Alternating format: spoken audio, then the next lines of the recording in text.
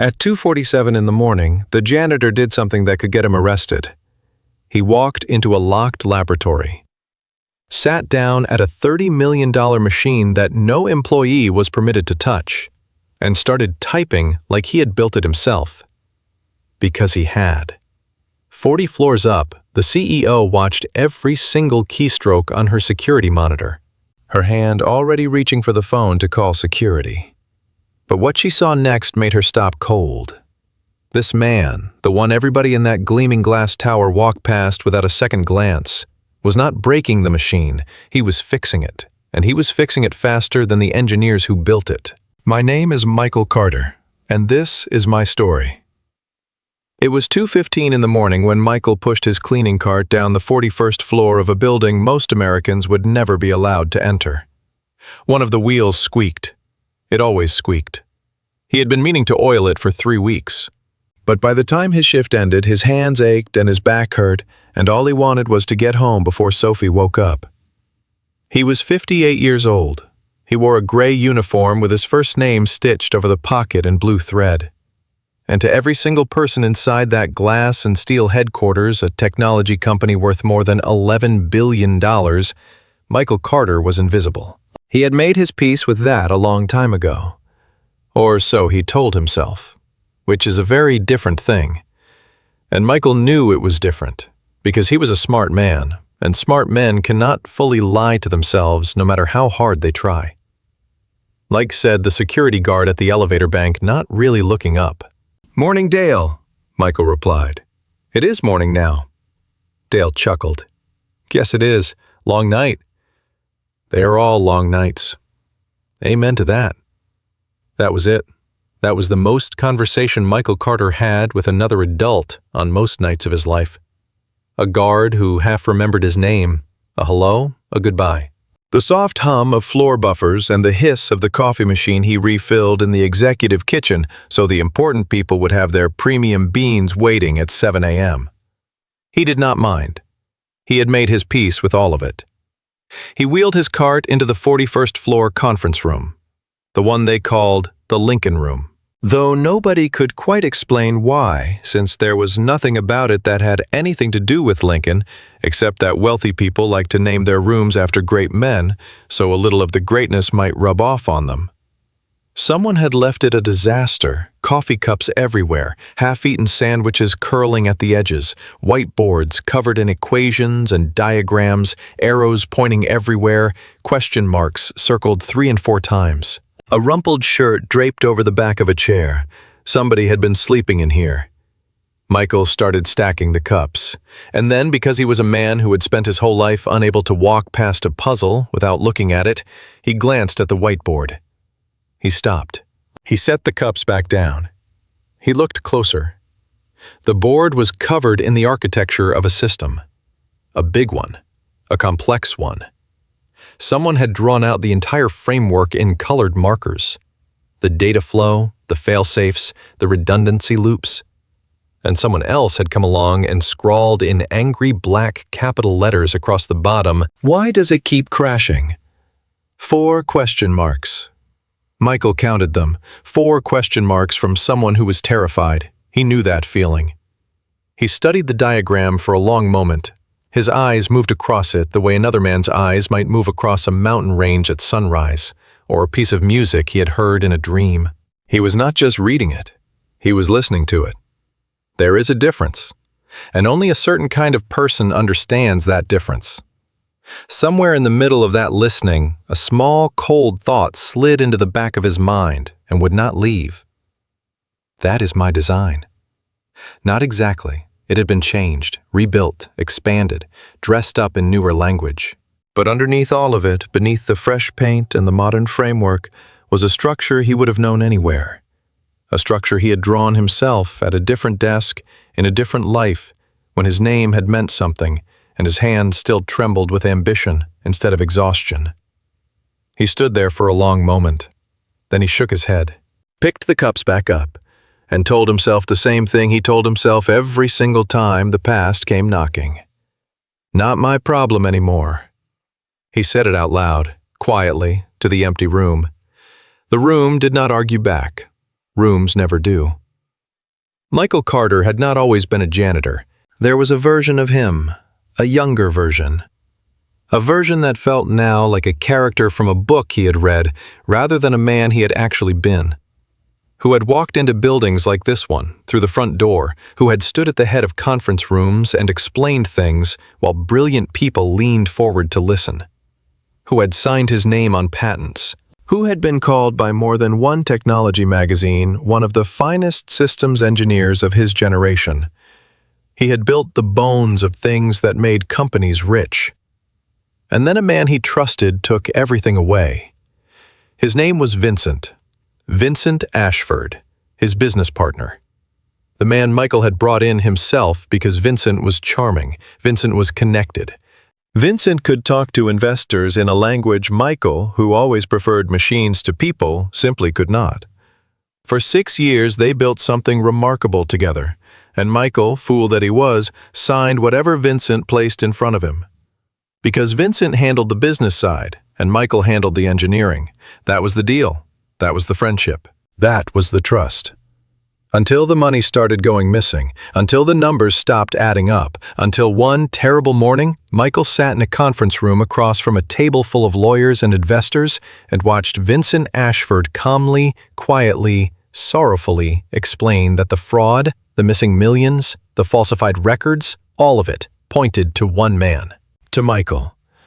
He would never forget the way Vincent refused to look at him. Not once during that entire meeting. Vincent looked at the table, at the lawyers, at the window, everywhere except at the man he was destroying. "I did not do this," Michael had said. His own voice sounded foreign to him. "You know I did not do this, Vincent. Look at me. You know." Vincent looked at the table. And that was the moment Michael understood that the truth does not matter when the other man holds all the paperwork. He lost the company. He lost the patents signed away, it turned out, in documents he had trusted his partner to prepare honestly. He lost the reputation that had taken 20 years to build, gone in a single news cycle. Engineer under investigation. Fraud allegations rock Silicon Valley startup. His face on screens, his name a cautionary tale. No attorney would take his case without $100,000 up front, and Michael did not have $100,000 anymore. Because Michael did not have anything anymore. And then, 4 months later, while he was still reeling, still fighting, still trying to claw his way back to something solid, his wife died. Rebecca. His Rebecca. An aneurysm, the doctor said. No warning, no goodbye. She went to lie down with a headache on a Tuesday afternoon, and she never got up. Michael came home to find his 6-year-old daughter sitting on the floor outside the bedroom door, patient as a little saint, waiting for Mommy to wake up. "She is sleeping really long, Daddy," Sophie had said. That was the moment right there. That was the exact second the old Michael Carter stopped existing and the new one was born. Because he looked at his little girl's face, and he understood with a clarity that cut straight through all his grief and all his rage that he had one job left in this world. Just one. And it was not clearing his name. It was not getting revenge on Vincent Ashford. It was not rebuilding an empire from the ashes. It was her. It was making sure that little girl never once, not for a single day, felt like the whole world had abandoned her. So he stopped fighting. He let them win. And he took a job, the first job anybody would give a man with his reputation and his ruined name. Mopping floors at night, so that his days could belong entirely to his daughter.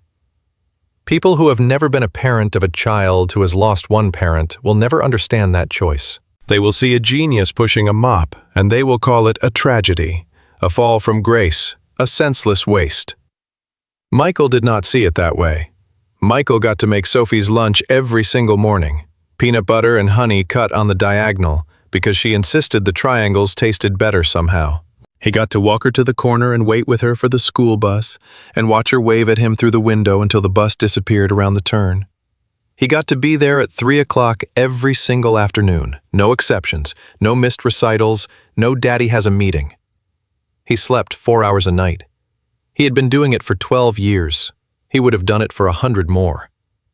That was the man standing in the Lincoln Room at 2:15 in the morning. Telling an empty conference room that somebody else's broken system was not his problem anymore. He almost made it out of the building without getting involved. He really almost did. He had finished the 41st floor, done the executive kitchen and the 2 bathrooms, and the long hallway lined with industry awards nobody ever stopped to read.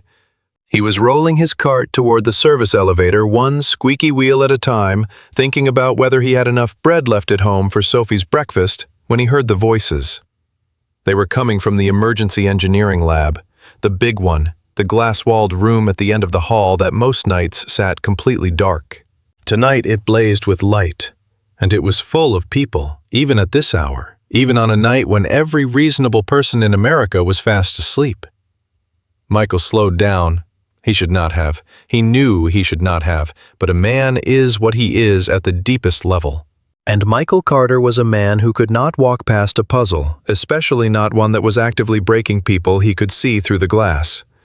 He stopped his cart just outside and pretended to wipe down a door frame that did not need wiping.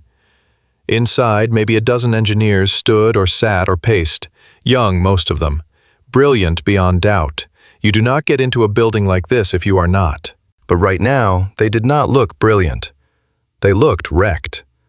They looked like people who had been awake too long and run completely out of ideas and were now simply staring at screens hoping they might receive some kind of divine mercy. At the center of it all stood a young man in a wrinkled shirt. The same shirt, Michael realized, that had been draped over the chair in the Lincoln room. The one who had written the 4 question marks. He had that particular kind of desperation on his face. The kind Michael recognized instantly because he had worn it himself once upon a time in a different life. "Run it again," the young man said. "Daniel, we have run it 40 times. Then run it 41. Because I am not walking into that boardroom at 7 a.m. and telling Claire Anderson that we still do not have it." Claire Anderson. Michael knew the name. Everybody in the building knew that name. The CEO, the woman whose office he cleaned every single night and never once crossed paths with because she was gone before he arrived and back before he left. Someone typed. Someone hit a key. The whole room held its breath. Michael watched the reflection in the glass, a big display, a status bar climbing. 10%, 20, 30, 50. It reached 71%. And then it stopped. A red banner filled the screen. Someone swore. Someone put their face in their hands. Same failure point. A woman said, exhausted. Same one every single time. It has to be the hardware, said a man by the window. The load spiking in the junction cannot handle it. It is not the hardware, Daniel snapped. We swapped the entire rack, twice. It is not hardware. Then it is the new compiler. It is not the compiler either. We rolled it back and it still crashed. Then what is it? Someone finally shouted. And the room went quiet. Because that was the question. That was the whole question. And nobody in that brilliant, expensive, absolutely exhausted room had a single answer left to give. Out in the hallway, holding a rag against a doorframe that did not need cleaning, Michael Carter closed his eyes. Because he knew. He knew exactly what it was. He had known from the moment he saw the whiteboard. He had suspected it the instant he recognized the architecture. And now, watching that status bar die at 71% for the second time in 10 minutes, he was absolutely certain. It was not the hardware. It was not the compiler. It was not anything these brilliant young engineers were looking at. Because they were all looking at the wrong end of the machine. They were staring at the front door while the fire burned quietly in the basement. The problem was buried deep in the core, in the original architecture, in a handoff between two subsystems that had been perfectly fine in the original design, but that would break, that had to break, the moment someone increased the data load past a certain threshold without adjusting one specific timing parameter that almost no one alive would think to check. He knew that parameter would eventually break. He knew it because he was the one who had written the warning about it 12 years ago, in documentation that had probably been deleted or lost or ignored, explicitly warning whoever came after him. If you scale this system past a certain point, you must retune this timing window or the whole thing will fall over. They had scaled it, they had not retuned it. Now it was falling over. and they had absolutely no idea. Because the man who had written the warning had been erased from the company's history as thoroughly as if he had never existed at all. Michael opened his eyes. "Not my problem," he told himself quietly. He reached for the cart handle. He turned to go. And then Daniel, the young man in the wrinkled shirt, said something that stopped Michael dead in the middle of that hallway.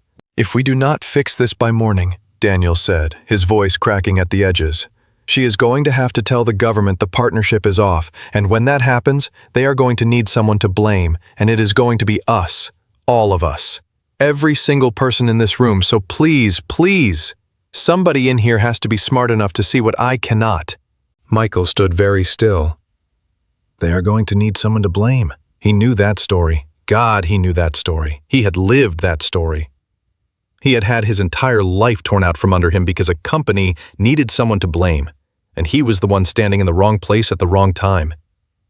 He looked through the glass at those young faces, at Daniel, who could not have been more than 30, at the woman rubbing her eyes, at the kid by the window who had suggested it was a hardware problem, who was probably somebody's whole world the way Sophie was Michael's whole world. A room full of good people about to be turned into villains in somebody else's failure.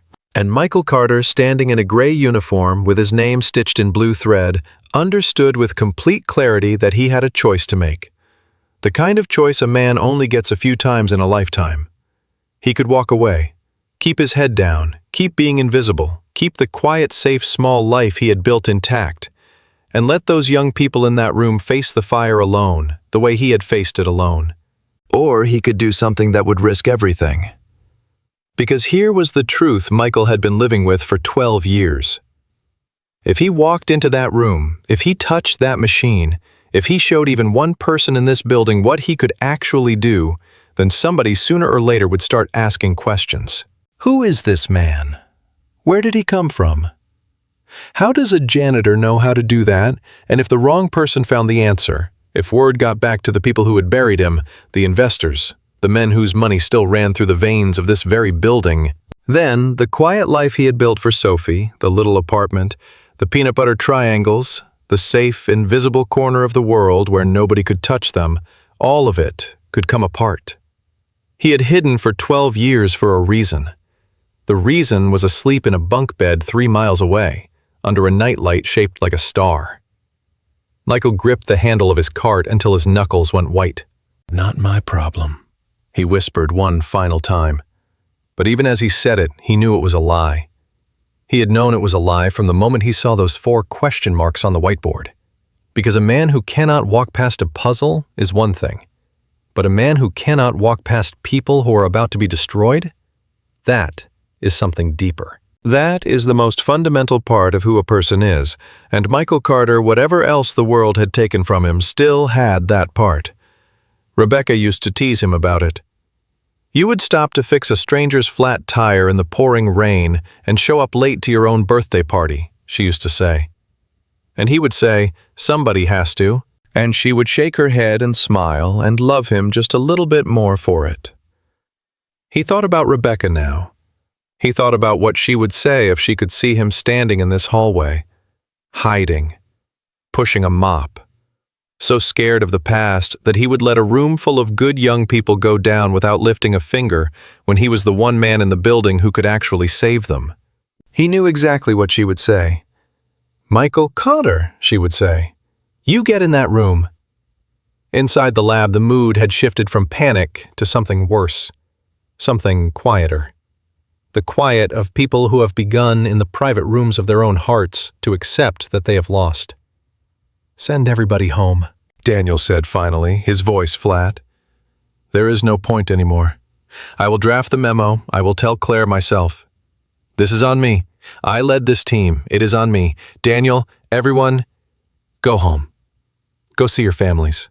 There is nothing else we can do tonight." One by one, they began gathering their things, laptops closing, chairs sliding back. The hollow, defeated sounds of a battle ending badly. That was when the door opened, and a man in a gray janitor's uniform stepped into the room. For a moment, nobody even reacted. He was, after all, the janitor. Janitors came and went. He was part of the furniture, part of the walls. the kind of person your eye slides right past without registering. "Sorry," Priya said automatically, gathering her bag. "We are just clearing out. You can come in and clean up." "And what is the failure point?" Michael said. The room went absolutely still. Priya blinked. "I am sorry, the system." Michael nodded toward the big display where the red banner still glowed. "It is dying, at 71% every single time." "Same spot, right?" Daniel turned around slowly. He looked at the janitor the way you might look at a dog that had just spoken a full sentence in perfect English. "How do you—" He stopped, started over. "How do you know that?" Michael did not answer. He was looking at the screen now, really looking at it, his eyes moving across the scrolling logs faster than any of them could follow. "You kept swapping the hardware," Michael said, "and it kept failing in the same place.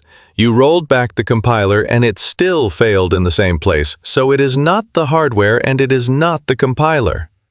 He tilted his head slightly. "Which means you already know where it is not. You just do not know where it is."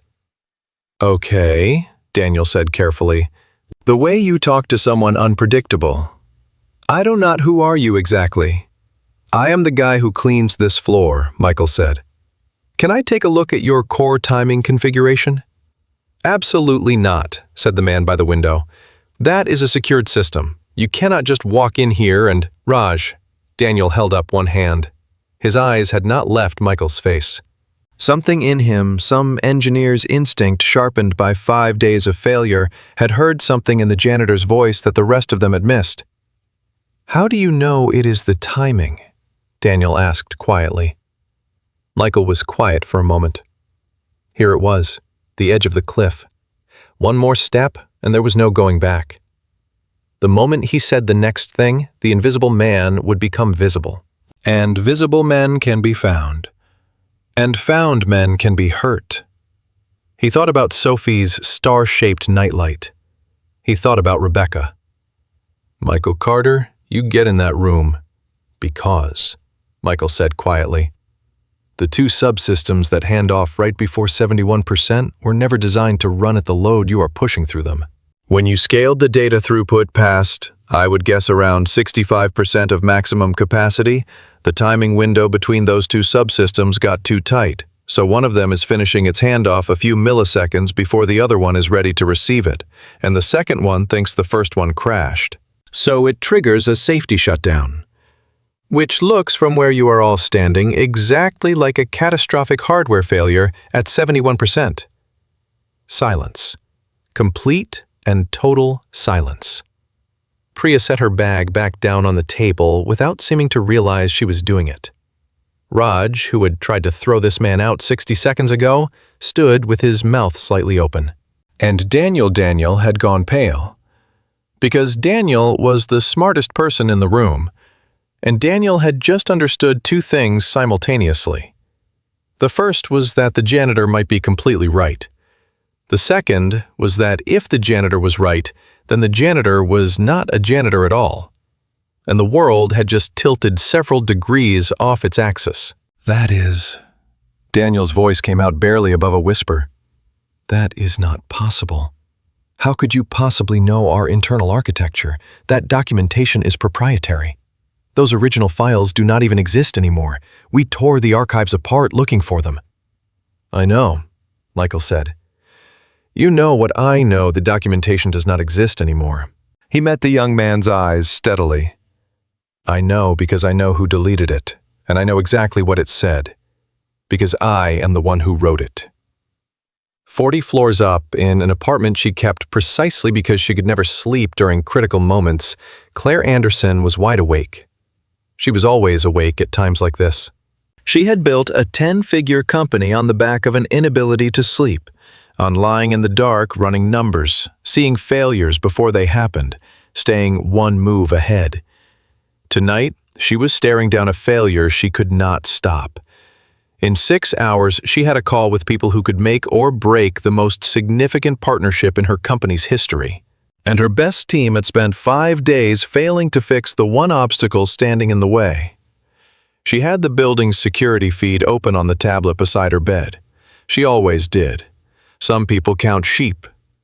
Claire watched her building breathe. It calmed her. The empty hallways, the cleaning crews making their quiet rounds, the steady rhythm of a place that never fully slept. She had been half watching the engineering lab the way you watch a hospital room when someone you love is inside it. When she saw the janitor walk in, she frowned. That was unusual. The cleaning crew did not enter the secured labs while engineers were working inside. She watched him stand there. Watched the engineers turn toward him. Watched, and this was the part that made her sit all the way up. Watched her lead engineer, Daniel Reyes, the young man she had personally recruited and privately considered the most talented person on her entire staff, take a slow step backward from the janitor. The way you step back from something your mind cannot immediately categorize. Claire turned up the volume. There was not any. The lab feed was video only. So she watched in silence as the man in the gray uniform said something, and the entire room went still. And then he said something else and pointed at the screen. And her engineers, her brilliant, exhausted, defeated engineers, looked at each other with an expression she had not seen on their faces in 5 days. Hope. She watched the janitor walk toward the main terminal, the one no unauthorized person was under any circumstances ever permitted to touch. She watched Daniel Reyes step aside and let him sit down. "What in the world," Claire Anderson whispered, "is happening in my building?" Her hand moved toward the phone. Security was one button away. One press, and there would be people in that room within 90 seconds. Her thumb hovered over the button. And then the man sat down at the terminal and cracked his knuckles, the way a concert pianist does before performing. The way a man does when he has done something 10,000 times and cannot wait to do it again. And began to type. And Claire Anderson did not press the button. She would ask herself later why she had not. Why, against every protocol she had ever written, against every security instinct that had kept her company safe, she had let a stranger in a janitor's uniform put his hands on the most valuable system her company had ever built. The honest answer, the one she would only admit to herself and only much later, was simple. He did not move like a stranger. He moved like a man coming home. Down in the lab, Michael Carter's hands found the keyboard, and for the first time in 12 years, they stopped shaking.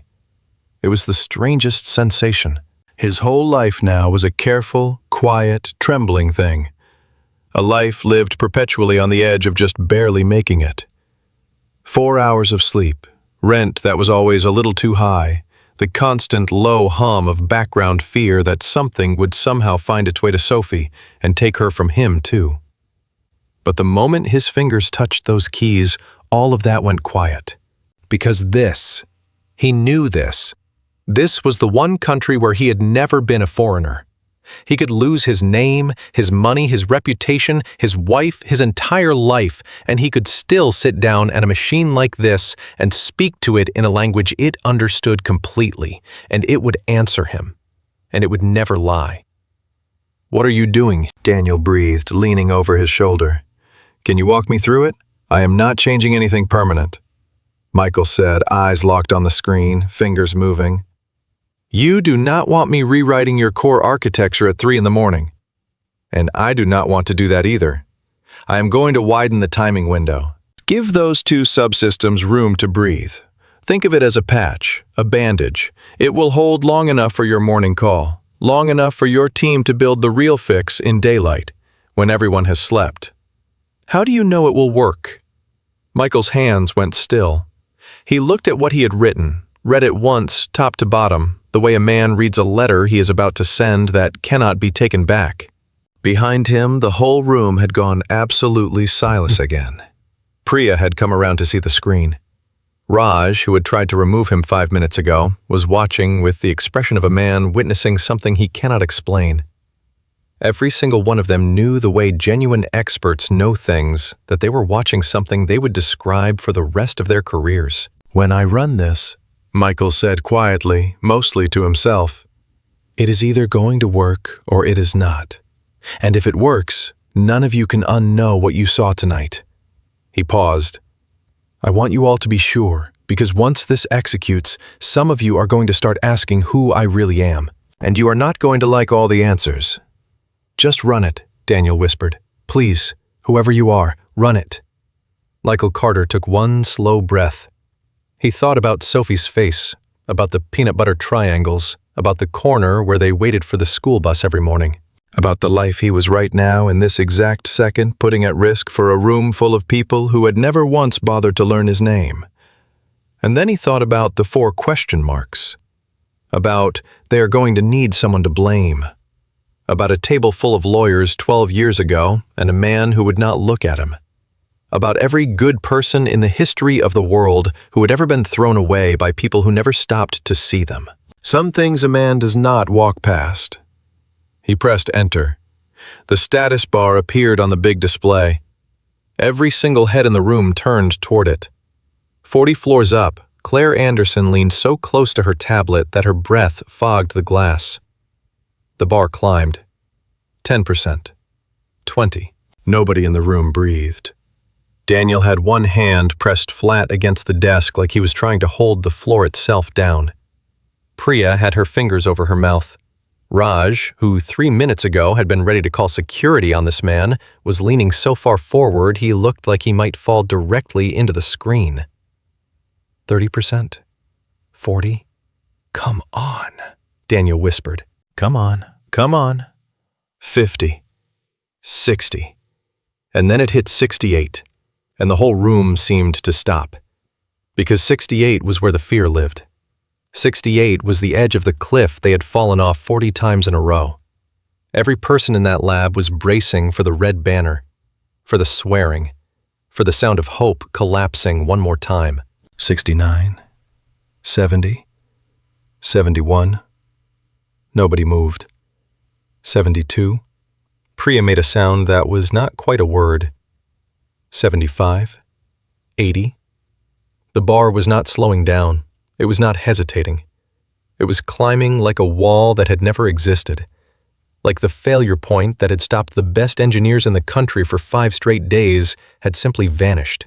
88, 92, 97. Oh my God, Raj said. 100%. A green banner filled the entire screen. System stable. All processes nominal. For 1 full second, the room was completely silent. And then it erupted.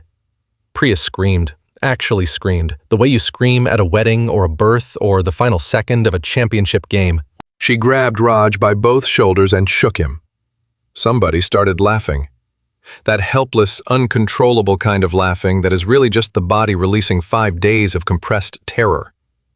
Daniel Reyes turned around in a slow circle with both hands on top of his head, staring at the ceiling, his eyes shining. And in the middle of all of it, the janitor sat quietly at the terminal, hands folded in his lap, watching the green banner the way a man watches a sunrise he was not entirely sure he would live to see. "It is holding," he said softly. Nobody heard him over the noise. He had not said it for them. "It is holding." Daniel came back around to face him. The young engineer's face was wet. He did not bother to hide it. "You just..." He stopped, swallowed. "You just did in 20 minutes what my entire team could not do in 5 days." "Your team could have done it," Michael said. "You were all looking in the right building. You were just on the wrong floor." "Do not," Daniel shook his head hard, "do not be humble right now. I need to know who you are. What is your real name? What are you?" Michael stood up from the terminal. He picked his rag up off the desk, folded it once, and tucked it back into his cart. And the sheer ordinariness of that single motion, the everyday smallness of it, made the whole room go quiet again, because it reminded them of something they had forgotten for the past 20 minutes. This man cleaned their floors. "My name is Michael," he said. "I clean this floor Tuesday through Saturday. You have all walked past me somewhere around 400 times. Nobody said a word.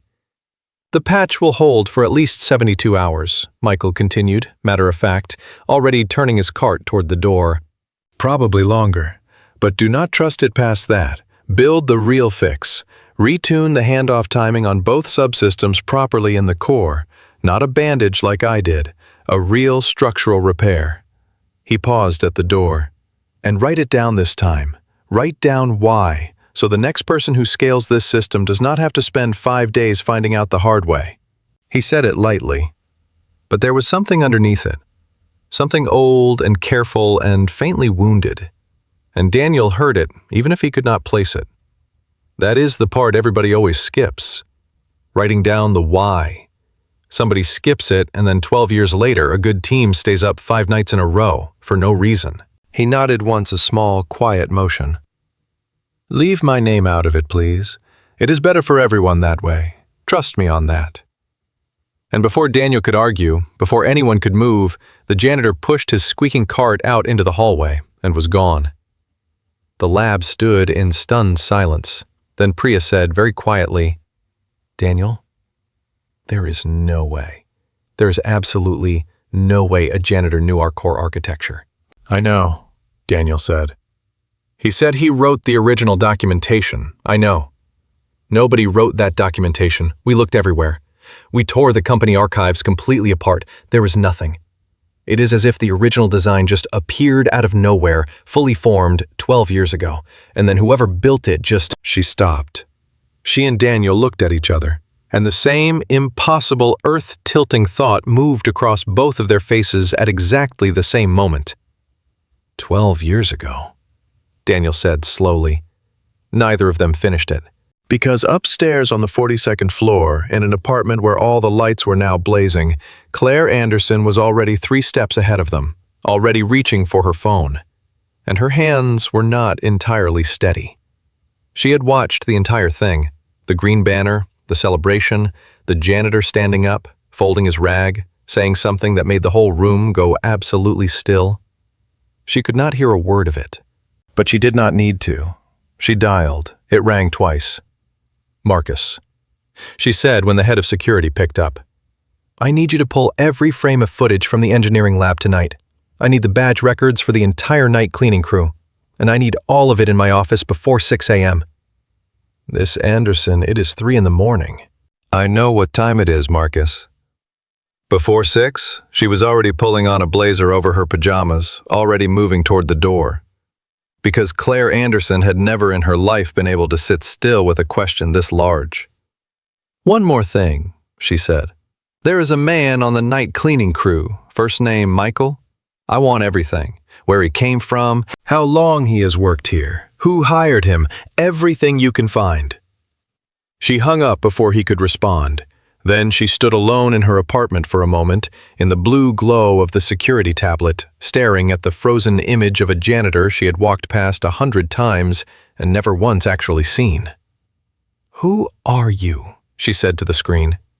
The screen did not answer. But Claire Anderson was going to find out. She always found out. Michael, meanwhile, had absolutely no idea any of this was happening. He finished his shift. He did the 43rd floor and the 2 research labs on 44. He emptied the recycling. He clocked out at 4:40 in the morning like he did every single morning. And he rode the bus home through the dark, quiet city with his forehead resting against the cold window, eyes half closed, turning the night over in his mind. Part of him, the tired part, the scared part, the part that had spent 12 years perfecting the art of invisibility, was furious with himself. You had one job, that part said. Stay invisible. Keep her safe. And you threw it all away for a room full of strangers who did not even know your name. But another part of him, a quieter part, buried deeper, felt something he had not felt in a very long time. He felt like himself. Just for 20 minutes, sitting at that terminal in the glow of the green banner, he had been the man Rebecca had married. The man Sophie would never quite get to know, because that man had died the same day Rebecca did. And it had felt so much like coming up for air after years underwater that it scared him more than the risk did. He did not want to want it back. That was the trouble. He had built an entire life around not wanting it. He got home a little after 5 a.m. He let himself into the apartment as quietly as he could. He checked on Sophie the way he did every single morning, easing her door open 2 inches to see her sleeping shape in the glow of the star-shaped nightlight. 18 years old now, technically past the age for a nightlight, but she kept it, and he never asked why. And he understood why without asking. Because it had been Rebecca's idea when Sophie was small and afraid of the dark. And some things you do not outgrow because you do not want to. Because outgrowing them would mean letting go of the person who gave them to you. She was sleeping. She was safe. The world was still exactly where he had left it. Michael made himself a cup of coffee he did not particularly want, sat at the kitchen table as the sky went from black to gray outside the window, and told himself the whole thing was already over. He had fixed the machine. He had asked the team to leave his name out of it. By tomorrow, it would all be forgotten. Companies did not chase down janitors. He would disappear back into the walls where he belonged, and everything would go back to normal. He almost believed it. And then, at 6:15, his phone buzzed on the table. It was a text from his supervisor at the cleaning company. Ortiz, a decent man who had never once texted him this early in 3 years. Mike, you need to come in today. 10 a.m., main building. HR wants to speak with you. You are not in trouble. But come alone and do not be late.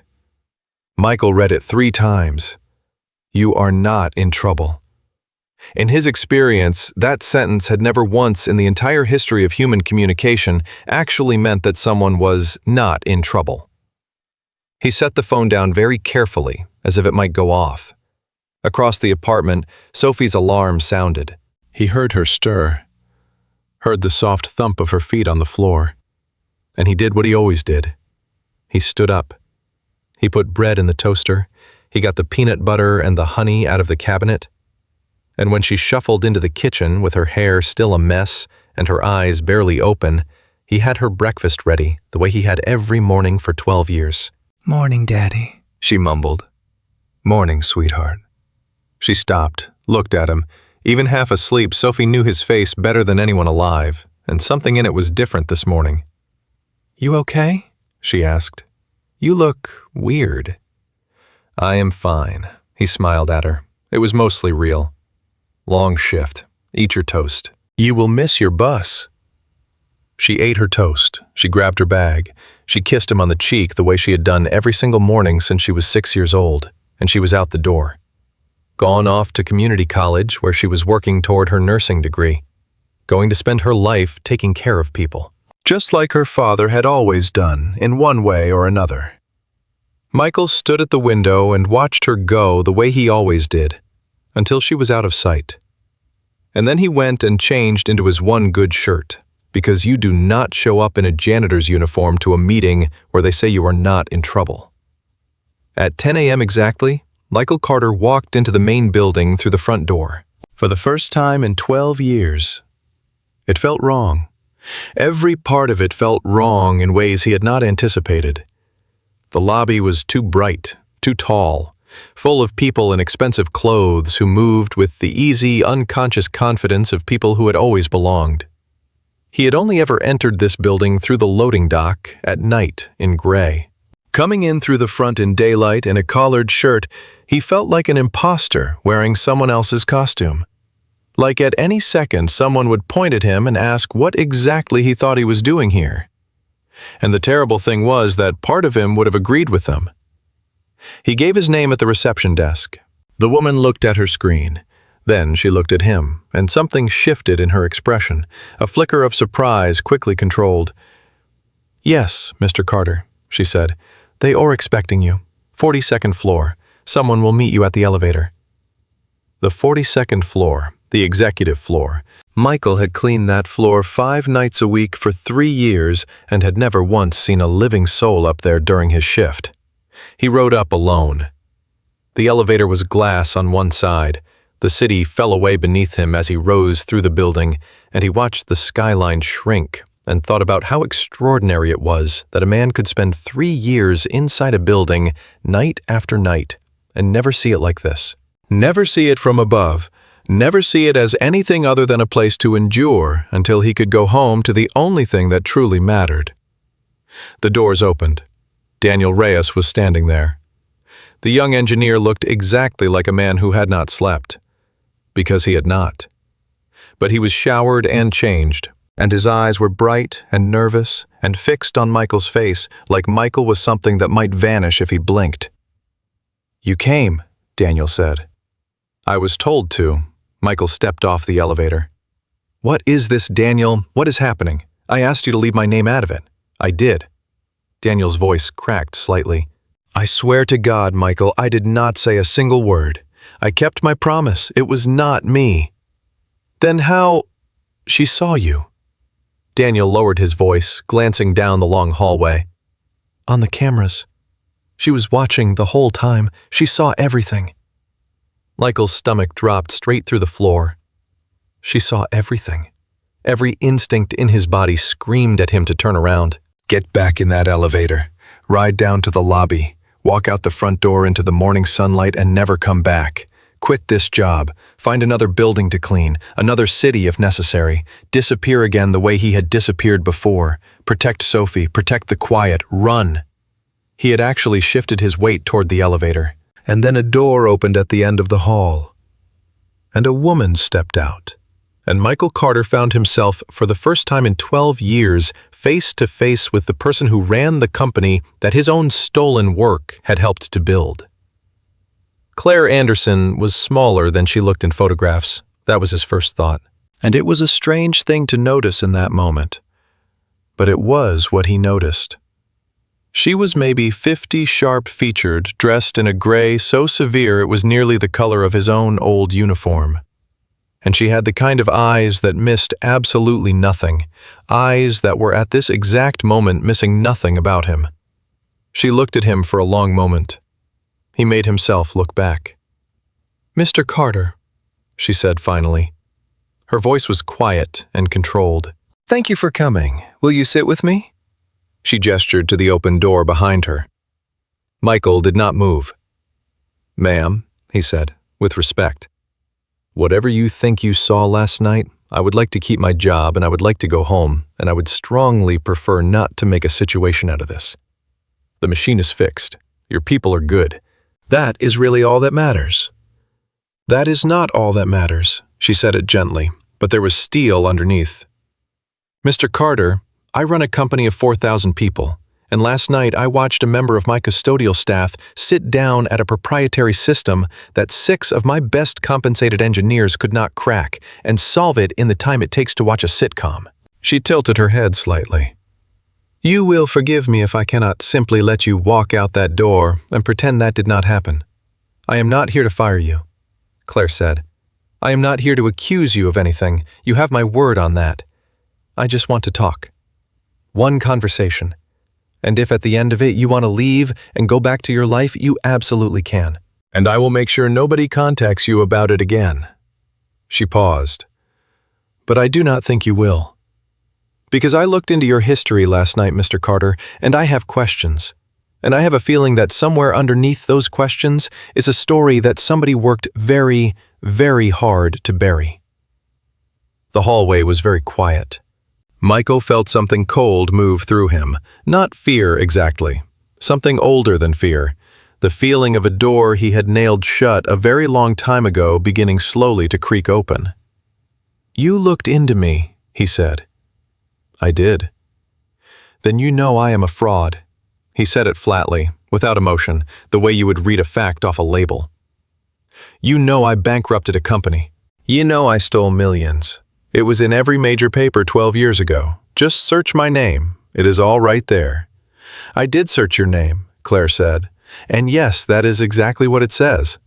She took one step closer, and those sharp, missing-nothing eyes held his. "But here is the thing, Mr. Carter. I have been running companies for 25 years. I have encountered a great many fraudsters, men who steal millions. I know what they look like. I know how they speak. I know how they carry themselves." She glanced briefly toward the engineering wing. "And I have never once in my entire career seen a man who stole millions of dollars and then walked away from all of it to push a mop for $31,000 a year so he could be home in time to pack his daughter's lunch." Michael went completely still. "That is not what a thief does. Claire said quietly. "So either you are the most unusual criminal I have ever encountered, or something about that story is wrong, and I would very much like to know which." For a long moment, Michael Carter did not say a single word. 12 years. 12 years of silence, of keeping his head down, of swallowing it, of telling himself none of it mattered anymore. That the truth was a luxury he could not afford. That clearing his name would cost money Sophie needed more. That the past was dead and buried and best left that way. 12 years of not one single person ever looking him in the eye and saying, "I do not think you did it." And now here was this stranger, this CEO, this woman who ran the company that his own stolen work had helped to build, saying the words he had stopped letting himself even hope to hear. He felt his throat tighten. He hated it. He had not allowed himself to come undone in front of another person since Rebecca's funeral. He was not going to start now. Not here. Not in this hallway. He looked down. He gathered himself. When he looked back up, his voice was steady. "You have a partnership call this afternoon," he said. "The government one. The patch I put in is going to hold. But your people need to build the real fix before it wears out. That is what matters today. Not me, not some 12-year-old news story. Go save your deal, Miss Anderson." He turned to go. "Michael." He stopped. She had used his first name. He was not sure why that stopped him, but it did. "Who is Vincent Ashford?" Claire said. Michael turned around, very slowly. The name hung in the air between them like a live wire. He had not said that name out loud in 12 years. He had trained himself not to even think it, because thinking it did something to him. Lit some old furnace deep in his chest that he could not afford to feed. A furnace of rage and grief that would burn his carefully constructed quiet life to cinders if he ever let it out. He had buried Vincent Ashford right alongside the man he used to be. And now this woman was standing in a hallway saying it like it was nothing. "Where did you hear that name?" Michael said. His voice had changed, gone low and flat and carefully controlled. Claire did not flinch. She had noticed the change, though. He could see her notice, filing it away. "I told you I looked into your history. It took my head of security about 2 hours. Your old company, the bankruptcy, the fraud case, your name was all over it. Michael Carter, chief engineer, disgraced, disappeared." She paused. "But there was another name in those files too. The man who was your partner. The man who took over what remained of the company after you went down. The man who, according to public record, is now a very wealthy and very respected investor."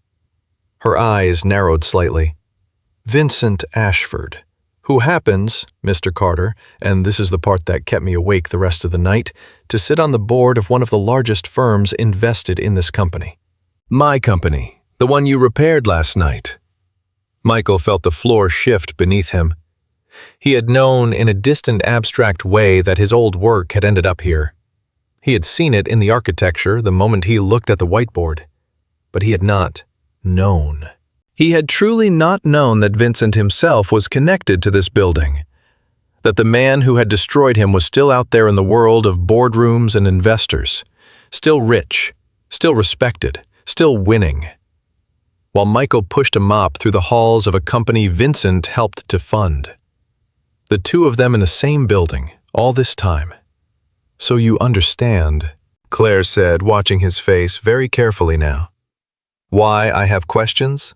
Because last night a janitor fixed a system built on architecture nobody in my company can account for. And that same janitor turns out to be a disgraced engineer who vanished 12 years ago. And the man who ruined him is sitting on my board of directors." She let that settle in the air between them. "That is a great many coincidences, Mr. Carter. I do not believe in that many coincidences. Do you, Michael?" Was quiet for a long moment, and then something shifted in him. Some dam that had been holding back 12 years of pressure developed a crack. "No," he said. "I do not." "Then come inside," Claire said gently, "and tell me what really happened. Not the version that ran in the newspapers, the real one. And I promise you, Michael, I will listen to every single word." Michael looked at her.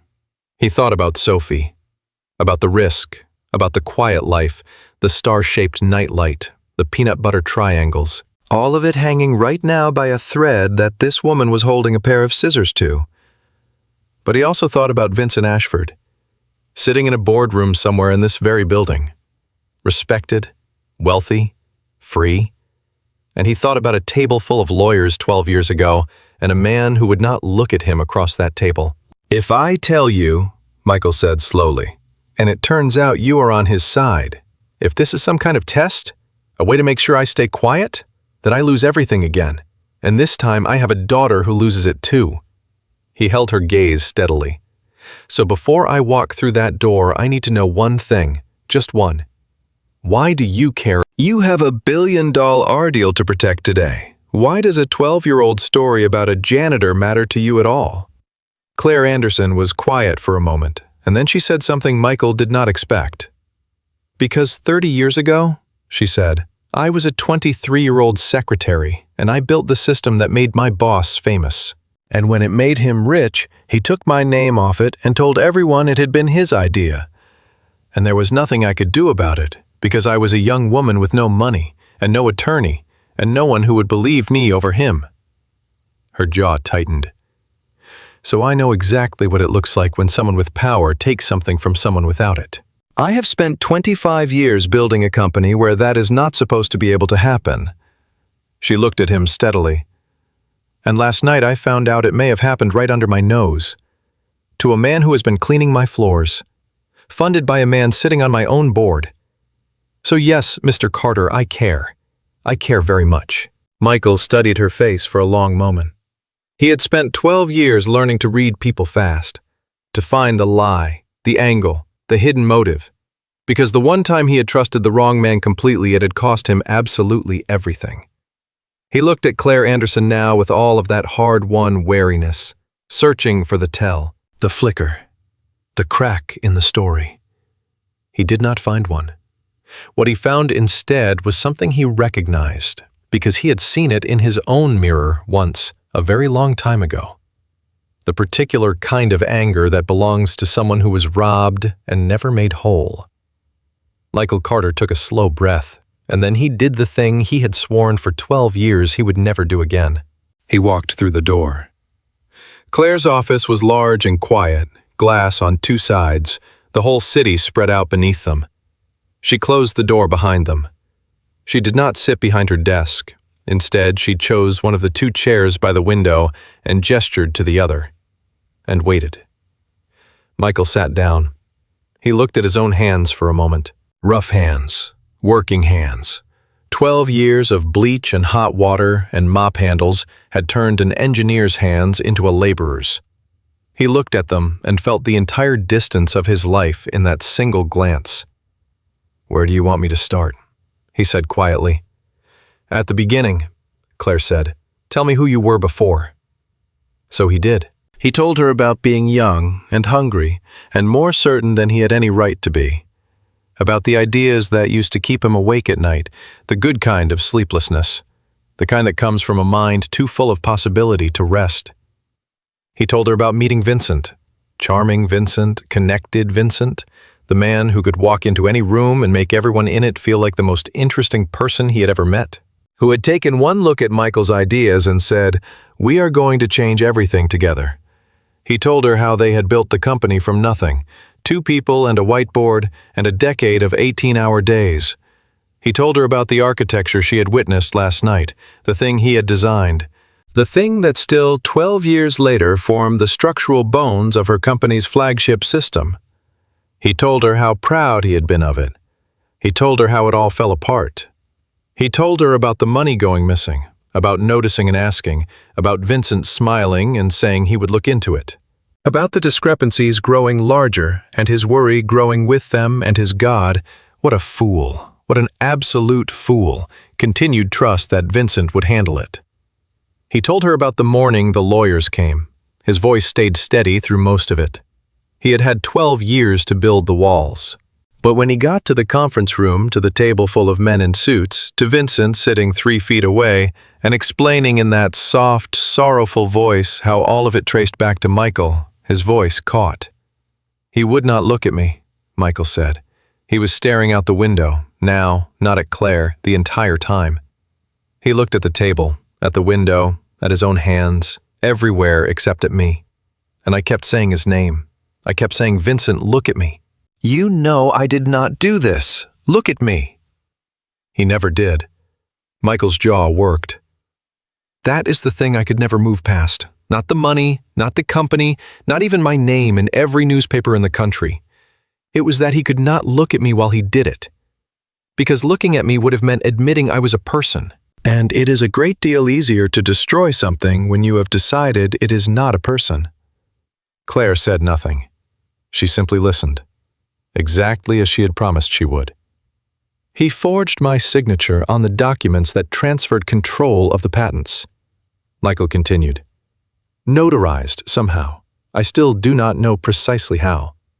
Built the financial trail so every line pointed at me. By the time I understood what was happening, it was already done. I had signed real documents over the years, trusting him completely, and he had built an entire legal case out of my own trust. He shook his head slowly. The attorneys wanted $100,000 just to begin fighting it. I did not have it.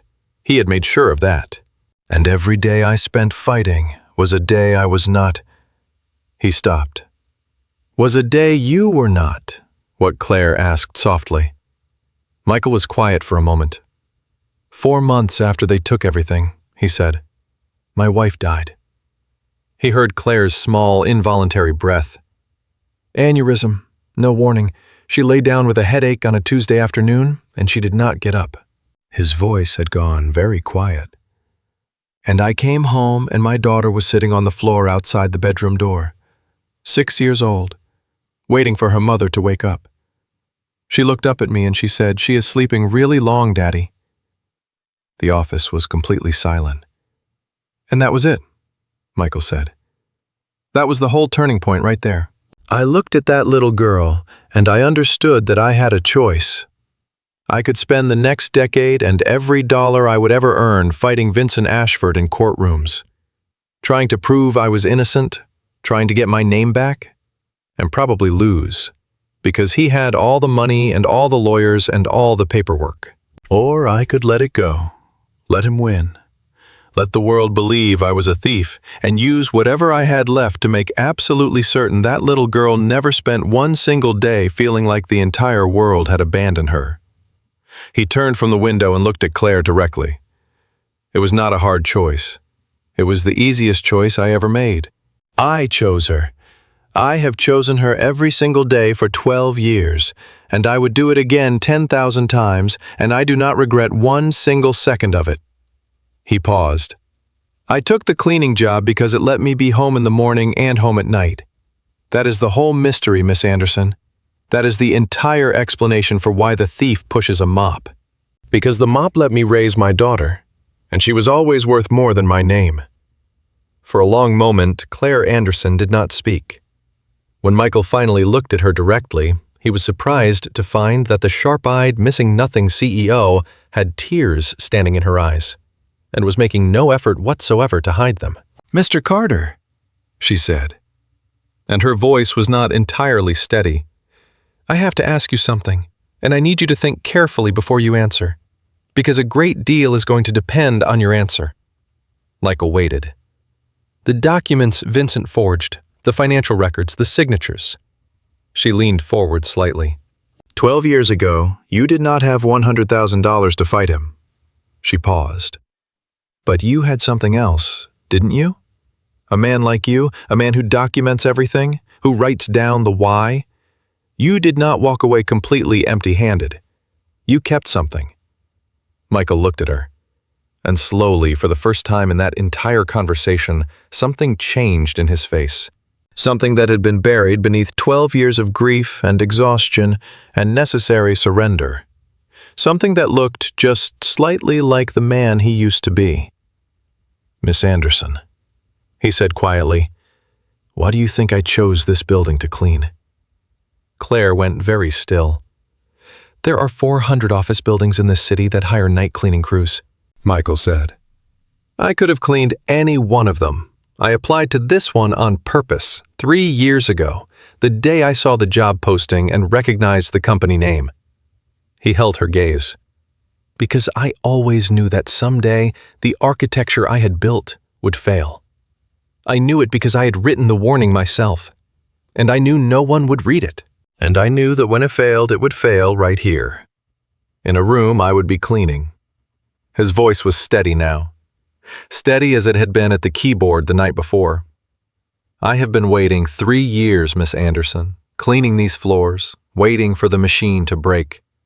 Because I knew that when it finally did, I would have a reason to walk into a room I was not supposed to be in, and remind the people who buried me that I was still here."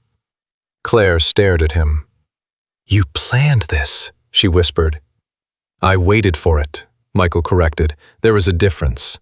I did not make the machine break. Your people did that themselves, by scaling it past its design limits and skipping the documentation."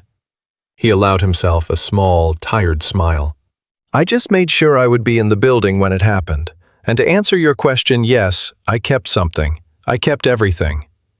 12 years ago, before Vincent finished burying me, I made copies of the original design files, the real ones, with the real timestamps, the ones that prove I built that architecture, and that prove the documents he used against me were created after the fact."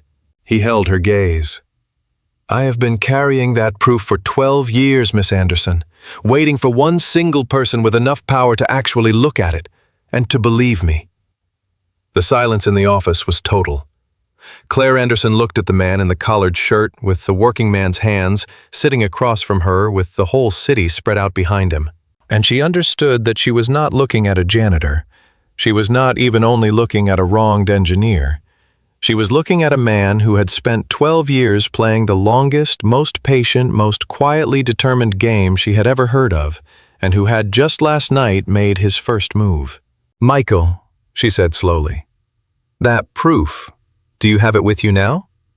Michael reached into his jacket, his one good jacket, the one he had chosen for the meeting where they told him he was not in trouble. He took out a small, worn envelope. It looked like it had been carried for a very long time. The edges were soft from years of handling. He set it on the table between them. "I have carried this in my jacket every single day for 12 years, he said. "Every job, every building, every shift. I told myself it was in case I ever found someone willing to help." He looked at it. "The truth is, I think I carried it because letting it go would have meant admitting I had given up. And I never quite could." He looked back up at her. "The question, Miss Anderson, is whether you are really who you say you are. Because the man who framed me sits on your board. And if I open this and it turns out you would rather protect your billion-dollar deal than a janitor, then this is the last mistake I ever make." Claire Anderson looked at the envelope. Then she looked at Michael. Then she reached for her phone and made a call Michael did not expect. "Marcus," she said, "cancel my 3 o'clock. The partnership call?" A pause. "Yes, I heard you. Cancel it. Push it to next week." Another pause. "And Marcus, one more thing. I need you to quietly find out everything you can about a board member named Vincent Ashford. Everything. And I need you to do it without him finding out you were looking." She hung up. She looked at Michael. "There," she said. "I just delayed a billion-dollar deal to hear the rest of your story." She slid the envelope back toward him just slightly. An invitation rather than a demand. "Your move, Mr. Carter. But I think you already know you can trust me." "I think that is exactly why you wore the jacket today." Michael looked at her for a long moment. Then he looked down at the worn envelope, the one that had ridden in his pocket through 12 years and 100,000 mopped floors. The one thing he had never been able to let go of. The last stubborn ember of the man he used to be. And slowly, with hands that had built systems worth billions and now smelled faintly of cleaning solution, Michael Carter reached out and opened it. Inside the envelope were 3 things. The first was a small flash drive, old, the kind nobody manufactured anymore. The plastic scuffed pale from years of living in a pocket. The second was a single sheet of paper folded into quarters, worn along the creases until it had nearly separated into 4 pieces. The third was a photograph. Michael took out the photograph first. He had not meant to. His hand simply went to it the way a hand goes to the thing it loves. It was a picture of a woman with dark hair and a wide, easy smile, holding a little girl of maybe 4 on her hip, both of them squinting into the afternoon sun. "That is Rebecca," Michael said quietly. "And Sophie. I keep it in there so that whenever I thought about giving up, whenever I thought about just throwing the drive in a river and being done with all of it, I would have to look at them first." He set the photograph gently on the table face up, where Claire could see it. "Kept me honest. You do not quit in front of your wife, even after she is gone, especially after she is gone." Claire looked at the photograph and said nothing. Because there was nothing to say, that would not have made it smaller. Michael unfolded the sheet of paper next. He handled it carefully, the way you handle something that might not survive being handled much longer. "This is a printout," he said, "of the original design filing. The metadata is on it. The creation date, the author field, the version history. It shows the architecture was authored by me, time-stamped 18 months before Vincent's forged documents claim he commissioned it from an outside firm." He slid it across to her. "The paper does not mean much on its own. Paper can be reproduced. But the drive," he tapped it gently, "the drive has the actual files, the originals, with cryptographic timestamps that cannot be altered or moved. If you had a forensic team pull those apart, they would be able to prove to a mathematical certainty that I built the architecture before the date Vincent claims he owned it. Which means the documents he used to destroy me were created after the fact. Which means they are forgeries." He looked up.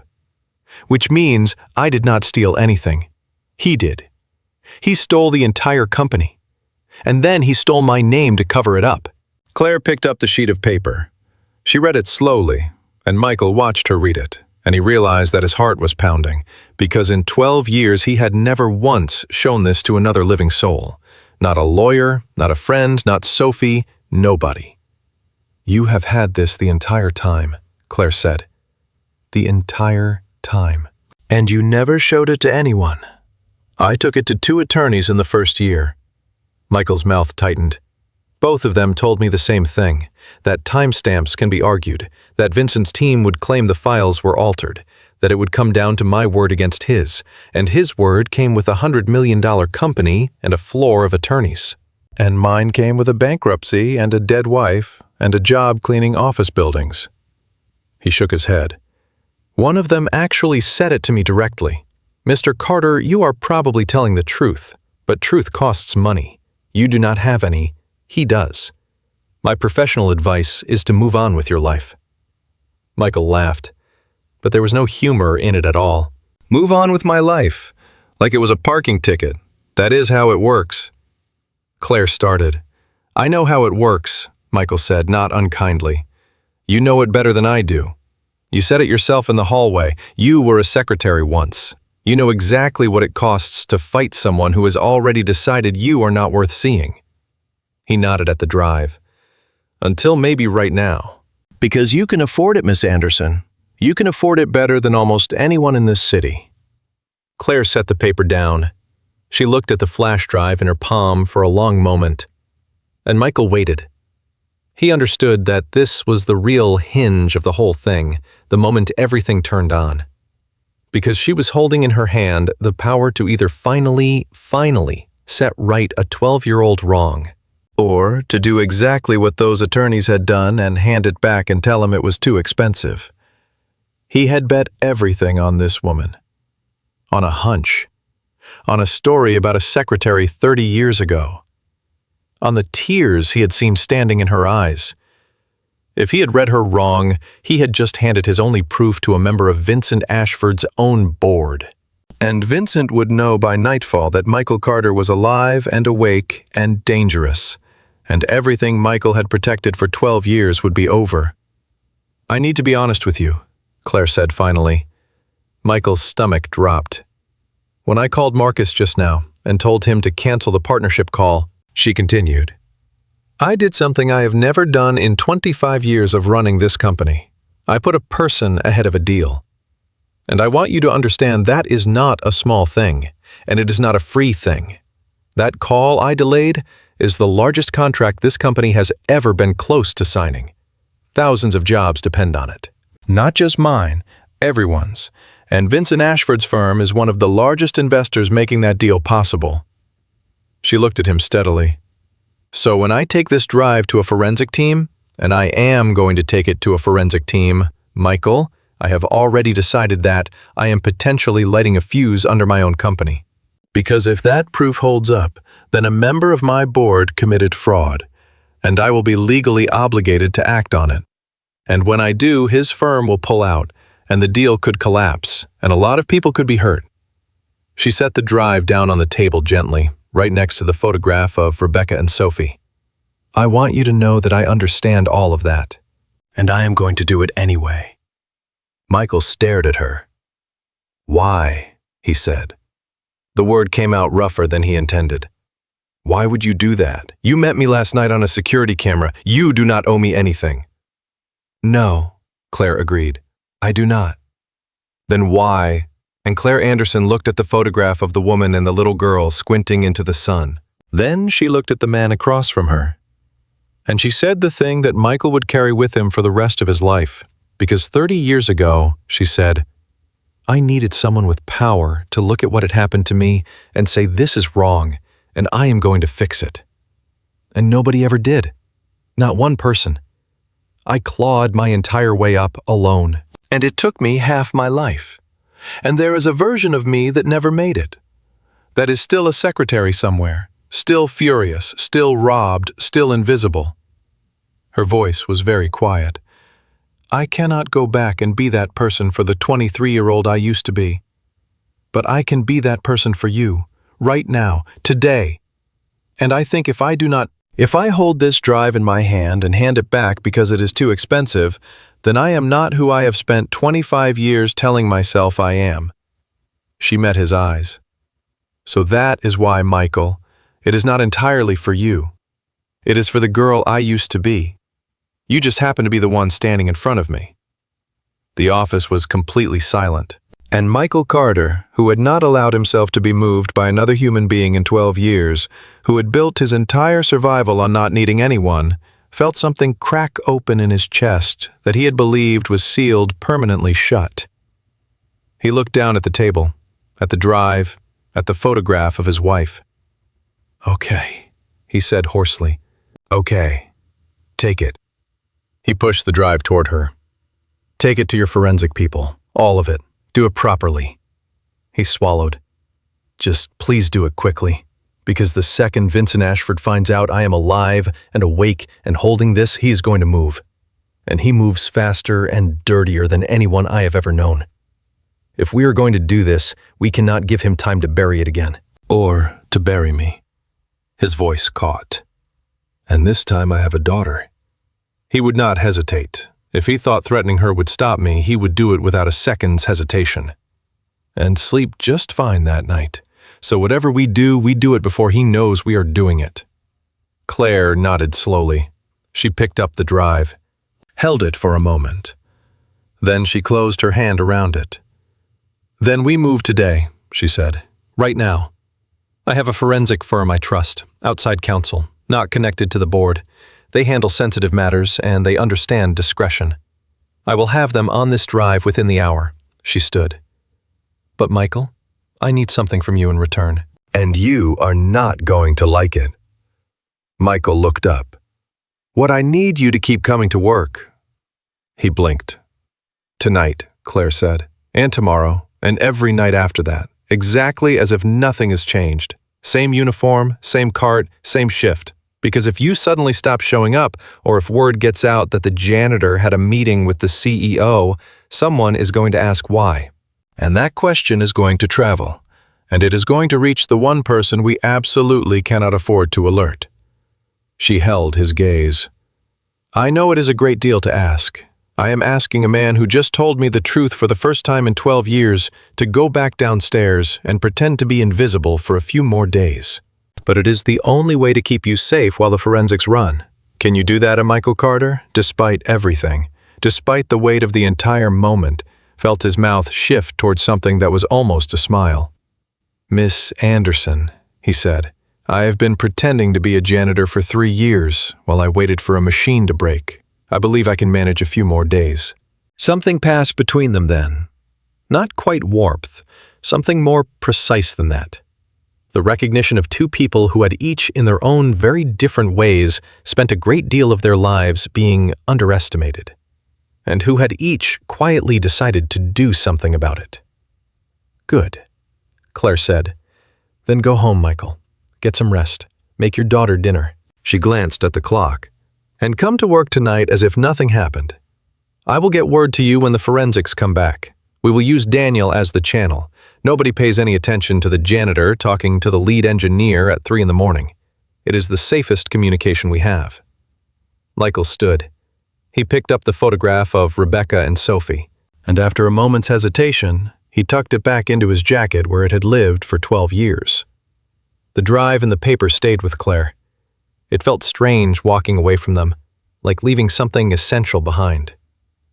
"Claire," he said at the door. He tried the name. It felt strange too.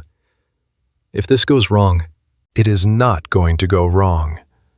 But if it does," he looked at her steadily, "if Vincent gets there first, or if the timestamps do not hold up, or if it all falls apart, promise me one thing. Promise me you will keep my daughter out of it.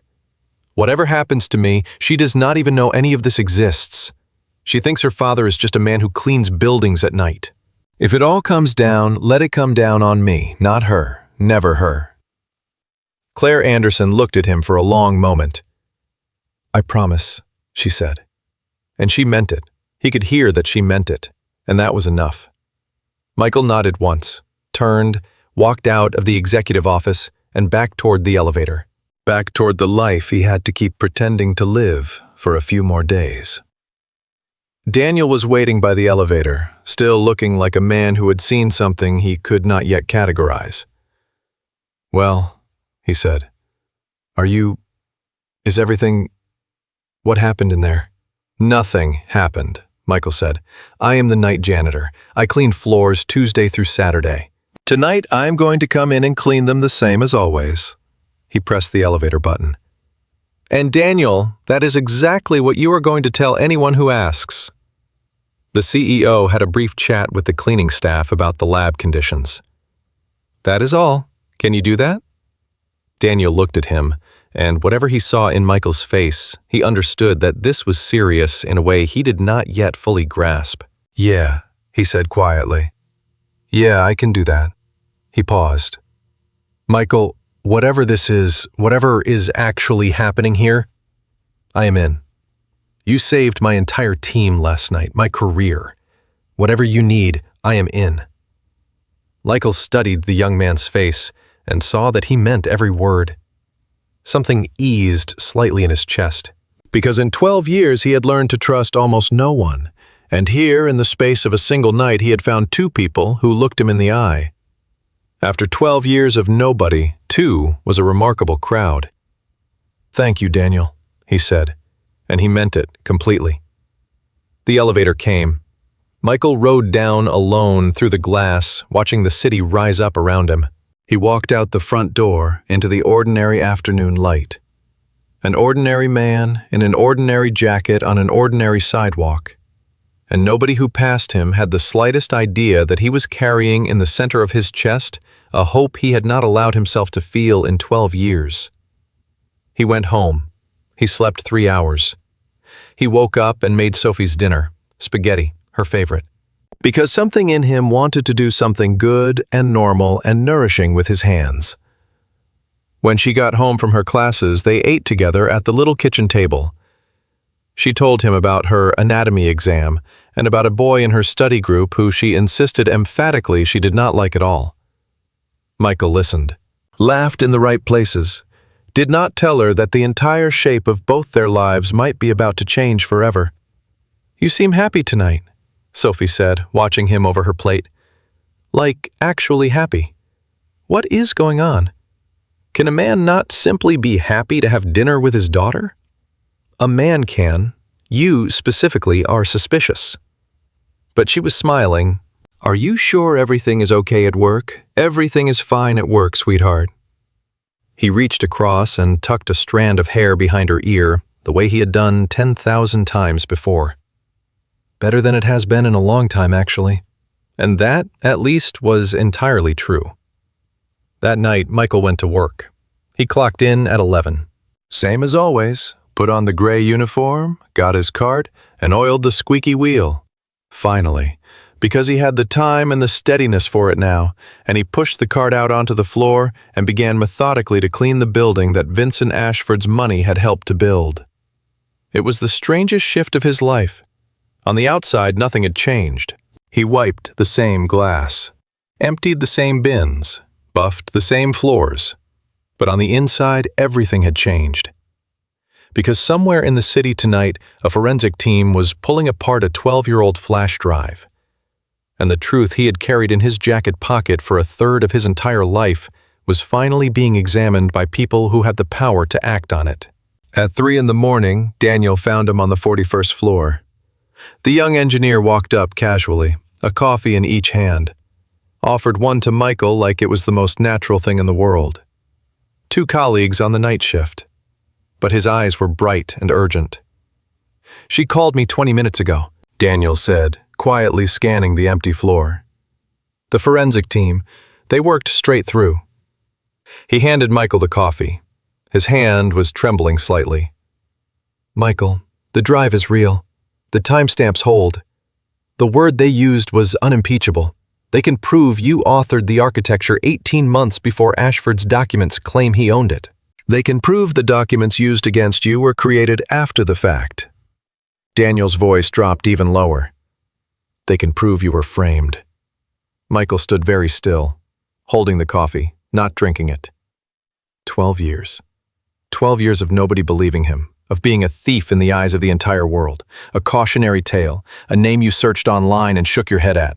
12 years of swallowing it, of choosing Sophie over the fight, of telling himself the truth was a luxury he could not afford. Say it again, Michael said. His voice came out strange. They can prove you were framed, Daniel said gently. It is real, Michael. It is over. You did not do it. There is proof now. And Claire has it. And she is already talking to attorneys about what happens next. Michael turned away. He set the coffee down on the windowsill. He placed both hands flat against the cold glass and looked out at the sleeping city. And for the first time since the night he had come home to find his daughter waiting outside a bedroom door, Michael Carter let himself cry. Not much. Not for long. He was not the kind of man who fell apart, but the tears came, quiet and real, and he let them come. Because after 12 years of carrying it entirely alone, someone had finally looked at the truth and said yes. Daniel had the grace and wisdom to look out the window too, and pretend he did not notice, and let the man have his moment. Sorry, Michael said after a while, wiping his face with the back of his hand. Do not be sorry, Daniel said. God, do not ever be sorry for that. Michael took a breath. He straightened up, and when he turned back around, the softness was already gone from his face, replaced by something harder and clearer and more purposeful. What happens now? He asked. What did Claire say? She wants to meet tomorrow, you and her and the attorneys. Daniel hesitated. But Michael, there is something else. She told me to tell you something, and I do not fully understand it, but she said you would. She said, tell him Marcus found something on Ashford, something bigger than what he did to Michael. And it changes everything. Michael went still again. Something bigger, he repeated. That is what she said. Bigger than what he did to you, and it changes everything. Daniel spread his hands. That is all I have. She said she would explain everything tomorrow. Michael stood there in the dark. He thought about Vincent Ashford. About 12 years of this man continuing to move through the world. About the fundamental truth that men like Vincent do not stop. They do not reach a comfortable plateau and decide they have enough. They escalate, They expand. They find bigger targets and more sophisticated methods. 12 years was a very long time, long enough to build something monstrous. Daniel, Michael said slowly. When I knew Vincent Ashford, he stole a company and framed an innocent man to cover it up. That was 12 years ago. And that was him being careful, being conservative. He looked at the young engineer. Whatever Marcus found, whatever is bigger, you need to understand that we are no longer just talking about clearing my name. If Claire's security chief found something in a single day of quiet, careful looking, then it is something Vincent got sloppy about. And Vincent does not get sloppy unless the thing he is doing is so large he believes he is completely untouchable. Michael's jaw tightened. Which means whatever this is, it is not going to end with a public apology and my name restored in the papers. It is going to be a war. And Claire just delayed a billion-dollar deal and pointed her security team at a man who ruins people professionally. Daniel had gone pale. Do you think she is in danger, I think? Michael said quietly. That we all just walked into something considerably larger than a broken machine. And I think Claire Anderson has no idea yet what she is actually dealing with. He picked the coffee back up from the windowsill. But I do. I know exactly what Vincent Ashford is, and that might be the one real advantage we have. He drank the coffee. Tell Claire I will be there tomorrow, he said. And Daniel, tell her one more thing. Tell her not to let anyone on that board know she is looking. Not one person. Not her attorneys, not her assistant. Nobody who does not absolutely have to know. Because if Vincent has one friend in that building, even one, and word reaches him that Claire Anderson is investigating Vincent Ashford, then it does not matter how solid our proof is. He set the empty cup down. He will move first. He always moves first. 12 years ago, I never saw it coming until it was already done. I am not making that mistake again. And I am not going to let it happen to her. Daniel nodded and disappeared toward the elevators to carry the message. And Michael Carter picked up the handle of his cart and went back to cleaning the floor. Methodical. Calm. An invisible man in a gray uniform moving through an empty building at 3 in the morning. Except he was not invisible anymore. Not really. 2 people saw him now. Soon, perhaps, the whole world would. He thought about Sophie, asleep 3 miles away, no idea that her quiet father was standing at the center of something that was about to become very loud indeed. He thought about Rebecca, and he thought about Vincent Ashford, sitting somewhere tonight in the comfortable dark of his own success, not yet knowing that the man he had buried 12 years ago had quietly, patiently climbed back out. The next morning at 9 a.m., Michael Carter walked back into the building. Same jacket, same front door, same name at the reception desk. But this time, when the woman looked up, she did not hesitate. She simply nodded and sent him up. Because word had quietly gone out that this man was expected. Claire was waiting in a different conference room this time, an interior one with no windows, and Michael understood the choice immediately. No windows meant no one could see who was inside. She was not alone. There were 2 attorneys, a man and a woman, both carrying the careful, professional composure of people who charged accordingly for their time. And there was one more person, standing by the wall, a large, quiet man with watchful eyes that Michael identified instantly as Marcus, the head of security. But it was Claire's face that stopped him at the door. Because Claire Anderson, who 2 days ago had been the picture of controlled executive composure, looked shaken.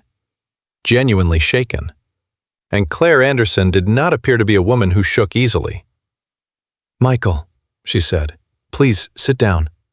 She looked past him at the door. "Marcus, lock it."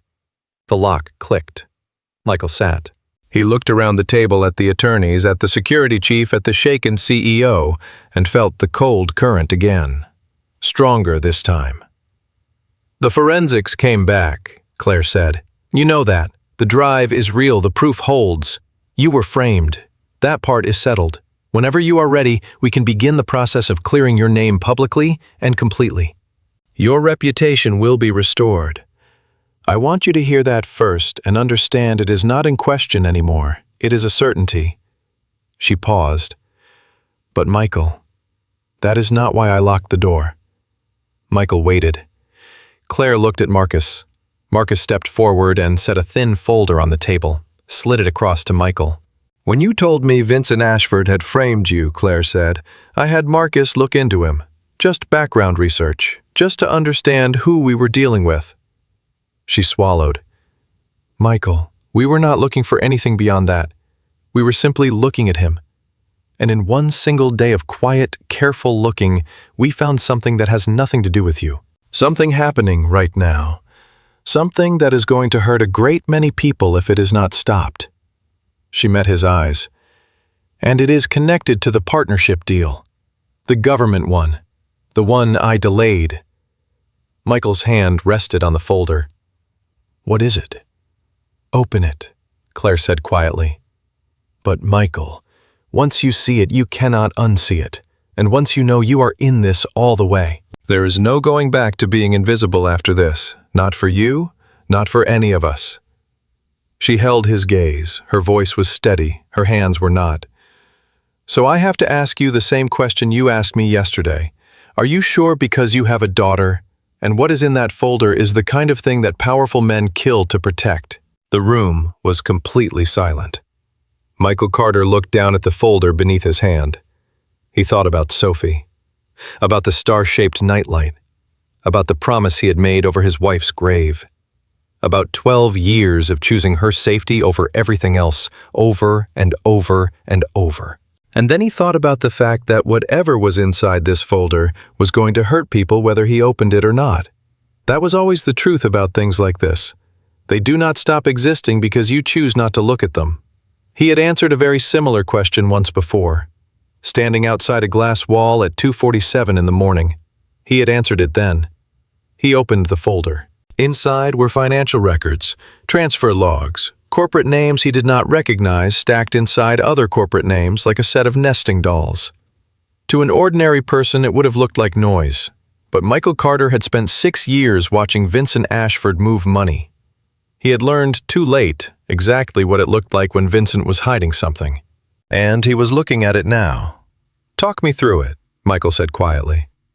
"I can see it as bad. I cannot yet see how bad. Tell me what I am looking at." Claire nodded at the woman attorney who leaned forward.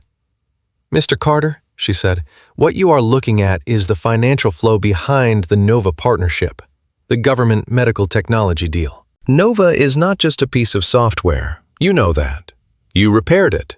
It is the core of a program meant to be deployed across federal hospitals, veterans facilities, public health systems, hundreds of installations, millions of patients." She tapped the page. "The government is not simply purchasing software, they are funding the entire rollout. Billions of dollars released in stages as the system hits specific safety and performance benchmarks, and that money flows through a network of contractors and subcontractors before it reaches the actual work." She looked up. Vincent Ashford's firm structured that entire network. And these records show that a significant portion of the government's money specifically earmarked for safety testing for redundancy systems for the mechanisms that keep Nova from harming patients is being quietly redirected, skimmed, routed through shell companies and back into entities Ashford controls. The room was silent. How much, Michael said. "We can trace approximately $200 million so far," Marcus said, speaking for the first time, low and flat. "That is what one day of looking found. The real number is higher." $200 million, Michael repeated. "But Michael," Claire said, and here her voice tightened, "that is not the part that made me lock the door. The money is a serious crime. But men steal money. They go to prison. The world eventually moves on." She leaned forward. "It is what they cut to steal it, to hit the benchmarks and keep the money flowing without actually spending it on the safety systems. They falsified the testing data. The redundancy failsafes on Nova, the systems designed to catch a failure before it reaches a patient, many of them were never actually built. Or they were built cheaply and the test results were fabricated to look like they passed." She held his gaze. "Nova is about to be deployed into hundreds of hospitals, into machines responsible for keeping people alive, and the safety systems designed to stop it from failing on a patient? Many of them do not exist. On paper they exist, in reality they do not. Michael went cold, all the way through, because he understood now with precise technical clarity exactly what he was looking at. He understood it better than anyone else in that room, better than the attorneys, better than Marcus, possibly even better than Claire. Because he had built Nova's predecessor, he knew what those fail-safes were designed to catch. He knew in exact technical detail what happened to a patient when a system like this failed with no safety net underneath it. The timing handoff, Michael said slowly. Claire looked at him. What? The bug I fixed.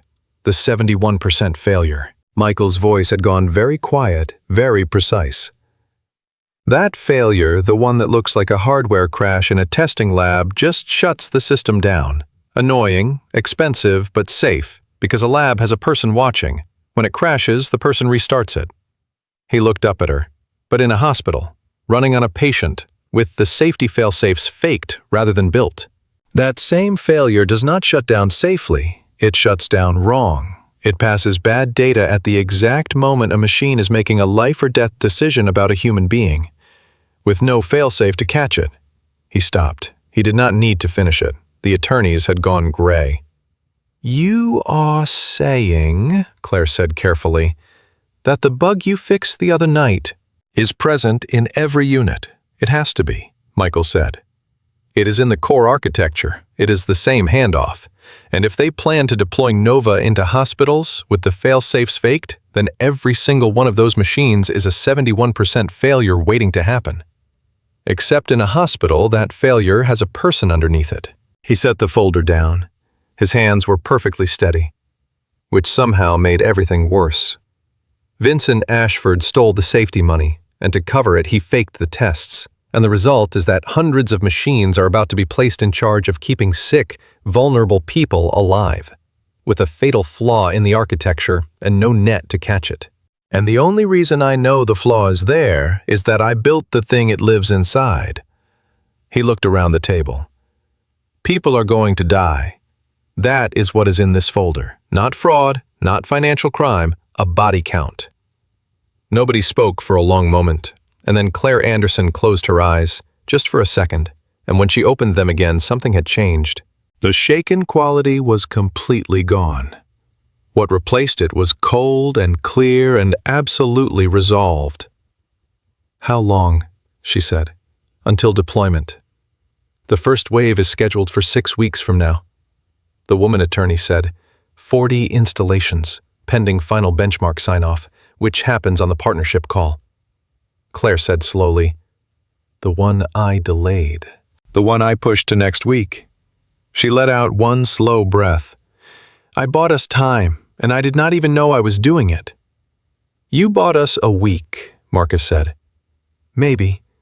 Ashford is going to want that call to happen immediately. The longer it is delayed, the more nervous the money gets. He is going to push to reschedule it fast. And the second that call happens, and the benchmarks get signed, off the money releases. Claire finished for him, and the machines ship. And stopping it becomes almost impossible because now it is a signed federal contract with 100 moving parts and thousands of jobs attached. She pressed her fingertips to her temples. He is going to push to move that call up. He is going to want it done before anyone looks too carefully. And if I resist, if I keep delaying without explanation, he is going to start wondering why. He is already wondering. Michael said quietly. Everyone looked at him. You do not know Vincent, Michael said. I do. A man like that does not build a $200 million fraud without watching it every single second. He has alerts on everything. The moment you canceled that call yesterday, Claire, he knew something was wrong. He might not know exactly what, but he knows. The CEO of the company delayed the one call that releases his money, with no explanation, the morning after a system that was supposedly broken suddenly and mysteriously started working perfectly. Michael leaned forward. Put yourself in his position. His fraudulent machine mysteriously repairs itself overnight, and the next morning the CEO cancels the sign-off call. If I am Vincent, I am not confused. I am terrified, because it means somebody found the problem. And if somebody found the problem, they might find everything the problem was hiding. He looked around the table. He is not going to wait for us to come to him. He is already moving. I would stake everything on that. The only question is what direction he is moving in. As if in answer, Marcus's phone buzzed. He looked at it. His face did not change. But something in his posture shifted, a subtle tightening. Michael saw it, and his stomach dropped before Marcus had spoken a single word. "Miss Anderson," Marcus said. "Ashford's office just sent a company-wide calendar update. He has called an emergency board meeting, tomorrow morning, 9 a.m. He looked up. The agenda has one item, review of NOVA program leadership and timeline. The room went dead silent. "Leadership," Claire repeated. "He is coming for you." Michael said it quietly. "Not as a guess. He has figured out that you are the problem. He does not know precisely how much you know, but he knows you delayed his money. And he has decided the fastest solution is to remove you from the equation." Michael's voice was steady and grim.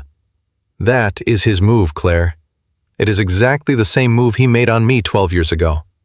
When someone gets too close to what he is hiding, he does not fight them directly. He removes them. He will walk into that board meeting tomorrow with a narrative about how you have become erratic, unreliable, a threat to the most important deal in company history. And he will have the votes lined up before you even sit down. And then you are out. The new leadership signs off on the deal. The machines ship. And it is over." Claire stared at him. "He cannot have the votes," she said. "It is my company. I am the founder." "How much of your board," Michael asked quietly, "is connected to his firm? How much of your total funding? You told me yourself his firm is one of your largest investors. In a real fight, tomorrow morning, are you certain you have the votes?" "Are you absolutely certain?" Claire opened her mouth. Then she closed it, because she was not certain. He could see it on her face. She was not certain at all. "That is exactly how he does it," Michael said gently. "He places his people on boards, into the capital structure, into the rooms where the real decisions happen. And then, when he needs a vote, it is already his. You have been running this company believing it was entirely yours, and it is, mostly, but not tomorrow. Tomorrow in that room with $200 million on the line, I promise you Vincent Ashford has already counted the votes. And he would not have called that meeting unless he already knew he would win it." The despair in the room was tangible.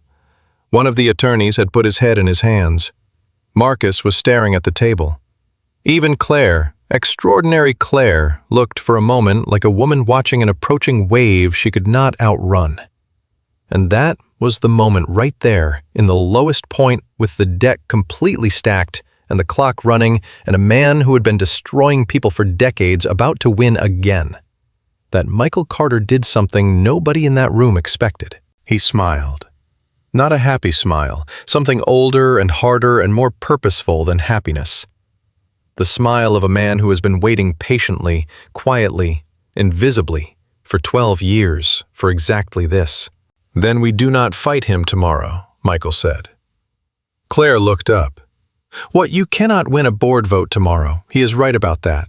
He has the vote secured, or he believes he does, and by the time we could prove otherwise, you would already be removed."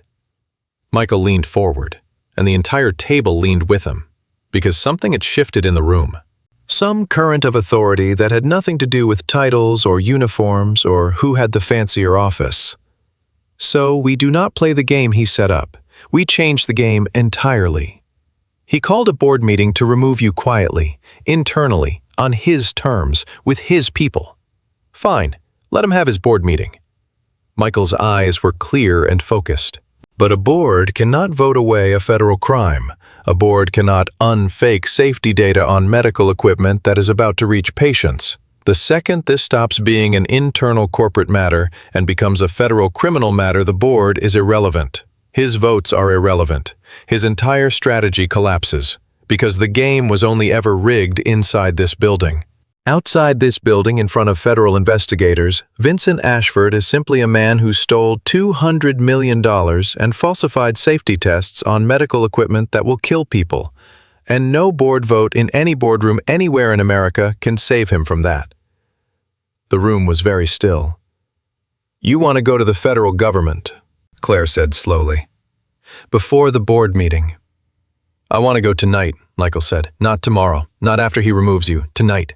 While you are still CEO, while you still have the standing to blow this open, because the second he takes your position, you lose the authority to act on any of it.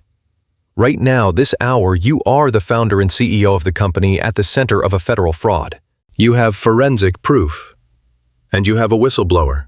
He touched his own chest, "who built the underlying technology and can explain in a federal courtroom exactly why those faked fail-safes are going to cost people their lives. That is the strongest hand anyone has ever held against Vincent Ashford in his entire career." He looked at her. "But it is only strong tonight. Tomorrow at 9 a.m. it is gone. So we do not have days, Claire. We have hours." Claire Anderson looked at him for a long moment, and slowly the resolution came back into her face. Harder than before, more final. "There is a problem," the male attorney said, speaking up. "Going to the government tonight is not as simple as making a phone call. To bring a case of this magnitude, federal fraud, falsified safety data on a government medical contract, you need it airtight. You need the financial trail completely documented, verified, and packaged in a way a federal prosecutor can act on immediately. If you go to them tonight with a folder Marcus assembled in a day and a flash drive, they will open an investigation. But investigations take months. And in those months, Ashford removes Miss Anderson, controls the company, and either buries everything or ships the product anyway, while the legal machinery grinds forward very slowly." He spread his hands. "The proof has to be so complete, so comprehensive, so undeniable that they can act immediately. Emergency injunction, halt the deployment, freeze the accounts, tonight." And to assemble something that strong in the next few hours, he shook his head. A forensic accounting team would need at least a week to put together something this clean. Silence. And then Michael said quietly, "It would take a forensic team a week. It would take me one night." Everyone looked at him. "I built the systems this fraud is hiding inside," Michael said. "The financial architecture, the data architecture, Vincent did not build any of that himself. He never could. He cannot write a line of code. He can barely read a balance sheet without someone explaining it to him. He hired people to build the machinery he is hiding in. But the bones of it, the original structure, that is mine. I know how it is built because I built what it is built on top of." He tapped the folder. "Marcus found the money trail in a day because he is exceptional at what he does, but he is looking at it from the outside. I can look at it from inside. I know where a man like Vincent hides things because I spent 6 years watching him do it, and 12 years lying awake at night understanding in precise detail exactly how he did it to me. Give me access to the systems tonight, all of it. The financials, the test data, the deployment logs. Give me until morning. And I will hand you a package so complete, so airtight, that a federal prosecutor can walk into a judge's chambers and get an emergency injunction before Vincent Ashford finishes his coffee on the way to his board meeting." Claire studied him. "You would need administrative access to systems a janitor should never be anywhere near," she said. "If anyone is watching the logs. If Vincent has someone inside watching for exactly this moment. The second you log in, he knows. He knows someone is inside the fraud, and then he does not wait until 9 a.m. "I know," Michael said. "He will know it is coming from inside the company." "I know." "Michael," Claire's voice softened, "you have a daughter. You told me yesterday to promise to keep her out of it. If you do this tonight, if you put your hands on that system and he traces it back, then you are not invisible anymore, not to him. And you know better than anyone in this room what Vincent Ashford does to people who become visible to him." She held his gaze. "I cannot ask you to do this. It is not fair to ask. You already did your part. You fixed the machine. You gave me the proof. You cleared your own name. You could walk away tonight and let my forensic team take the slower, safer road, and not one person in this room would blame you for even 1 second." The room waited. Michael Carter thought about Sophie, about the nightlight, about the peanut butter triangles, about the promise. About 12 years of choosing her over the fight, over and over, every single day. And then he thought about the hundreds of hospital rooms. 6 weeks from now, he thought about machines humming beside beds in the middle of the night.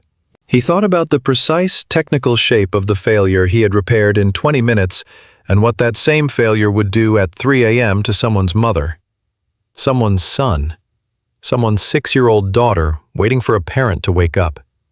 She is sleeping really long, Daddy. And he understood something that settled into him with absolute clarity. There was no version of keeping Sophie safe that involved letting other people's children lose their parents to a machine he could have stopped. Because the man who made that choice would not be a father worth having. And Sophie deserved better than that. She had always deserved better than that. 12 years ago. Michael said slowly, I made a choice.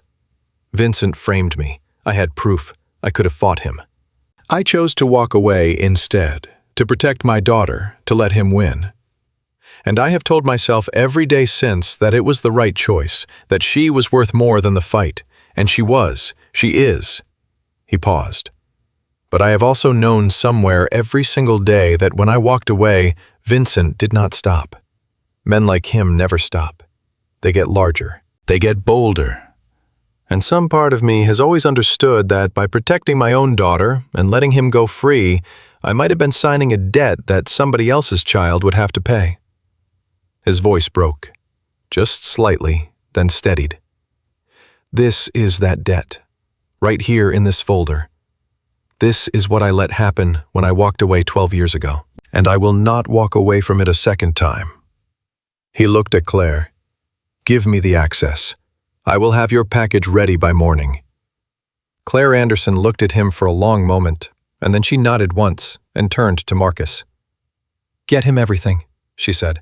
Full administrative access, financials, test data, deployment logs, all of it. Whatever he asks for, no questions. She turned back to Michael. And Marcus stays with you the entire night. If anyone comes, if security shows up, if anyone traces the login and sends someone, Marcus gets you out of the building. You do the work, he keeps you safe long enough to finish it. Understood, Marcus said. And Michael, Claire's voice dropped. Your daughter, where is she tonight? Michael went still. Home, asleep. Why? Because if Vincent traces this back to you tonight, your home is the first place he looks. Claire's face was serious. I am going to send 2 of my personal security staff to sit outside your building tonight, quietly. She will never know they are there, but they will be there. She held his gaze. You made me promise to keep her out of it. I am keeping that promise. And Michael Carter, who had spent 12 years trusting almost no one, protecting his daughter entirely alone, carrying every weight by himself, because there had been no one to share it with, felt his throat close completely. Okay, he managed. Thank you. Do not thank me, Claire said. Just build the package. That night at 11 p.m., Michael Carter clocked in for what everyone in the building believed was an ordinary cleaning shift. He put on the gray uniform, he got his cart, and when the floors were empty and the building was dark, and the only sounds were the hum of servers and the distant thrum of the city, he wheeled that cart into an engineering lab. He sat down at a terminal. Marcus stood watch by the door. And Michael Carter went to war with the man who had destroyed his life. He worked through the night. He moved through the company's systems the way he had always moved through complex code, like a man who had built the bones and understood every joint and every seam. And the fraud began to come apart under his hands. Because Michael found things Marcus never could have located. Hidden in the architecture, buried in the handoffs between systems. Exactly where a younger Michael had once watched Vincent learn to conceal things in plain sight. Every shell company, every redirected dollar, every falsified test result. He pulled all into the light, documented, time-stamped, undeniable, packaged in a way that even a first-year prosecutor could not misread. By 3 in the morning, he had most of it. By 4, he had all of it. And at 4:17 a.m., Just as Michael was assembling the final elements of the package, Marcus's phone buzzed at the door. Marcus looked at it. This time his face did change. "Michael," Marcus said, very quietly. "The 2 men I have outside your building just checked in." He paused. "There is a car parked across the street from your apartment. Been there 20 minutes. 2 men inside, not moving." He looked up. His eyes were hard. "It is not us." Michael was on his feet before he had consciously decided to stand.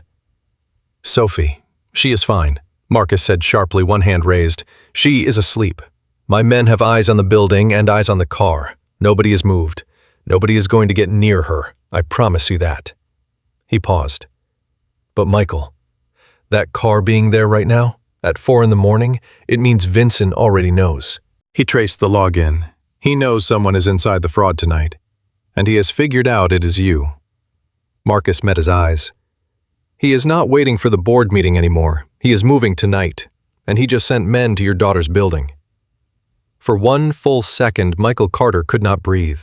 Every fear he had carried for 12 years, every nightmare he had quietly swallowed, every reason he had stayed invisible for so long, it had just parked a car across the street from his daughter's window. "I have to go," Michael said, already moving toward the door. "I have to get to her, right now." Marcus stepped in front of him, large, immovable. "Michael, stop. Think.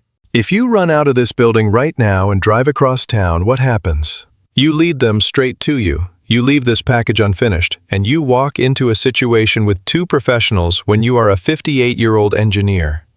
Marcus put one hand firmly against Michael's chest. "My people are 20 feet from your daughter's door. 2 of them, former military. They have eyes on that car and eyes on that window. If anyone so much as opens a car door, they move. Sophie is safer right now with them than she would be with you. The best thing you can do for her, Michael, the only thing that actually helps her, is to finish this package. Call them." Michael said. His voice was barely controlled. "Your men? Call them right now. I need to hear it. I need to hear she is okay." Marcus dialed. "Put it on speaker." It rang once. "Ray is here." A low voice, calm, steady. "It is Marcus. Status. Building is quiet. Girl's apartment is 3rd floor. Lights off. No movement. She is asleep. We watched her come home at 10 and she has not left. The car is still across the street. 2 men in the front seats. They have been on their phones, making calls, taking calls, waiting for something." A pause. "They have not moved on the building. My read is they are not here to go in. Not yet. They are here to watch. Somebody told them to sit on the daughter and wait for orders. Wait for orders to do what Michael said." His voice was shaking. "Sir, I do not know, but I will tell you this." Reyes's voice was solid as bedrock. "There are 2 of them, and 2 of us, and they do not know we are here, and we are between them and that building. Nobody is getting inside tonight. You have my word on that." Michael closed his eyes. He gripped the edge of the desk. "Her name is Sophie," he said. "She is 18. She wants to be a nurse. She has got a nightlight shaped like a star. It was her mother's idea when she was small." "Please, please do not let anything, sir," Reyes said, and his voice gentled just slightly. "I have a daughter too. Nothing is getting past me tonight. Go do what you need to do. We have got Sophie." The line went quiet. Michael stood there a moment longer, and then something shifted inside him. Marcus watched it happen. Watched the terror in the man's face harden into something else, something colder, more determined, more dangerous. Because Michael Carter had just understood the situation with perfect clarity. Vincent had sent men to watch Sophie, not to hurt her, not yet, to hold her as leverage, as a message. The message was simple and ancient. "I know about her, I can reach her, stop what you are doing." 12 years ago, that message would have worked instantly. 12 years ago, Michael had walked away from the entire fight to keep Sophie safe, and Vincent had built his whole strategy on the absolute certainty that a father would always fold when his child was threatened. But Vincent had made one critical mistake. He had assumed Michael was the same man he had broken 12 years ago. He was not. "He wants me scared," Michael said quietly. He wants me to run to her. He wants me to stop. That is all the car is. It is not an attack. It is a threat. He is telling me he can reach her, so I will fold. He opened his eyes, clear and steady. 12 years ago it would have worked. He is counting on the same result. It is not going to work this time. Michael sat back down at the terminal. Marcus stared at him. Michael, are you sure? I know how he thinks. Michael's hands were already back on the keyboard.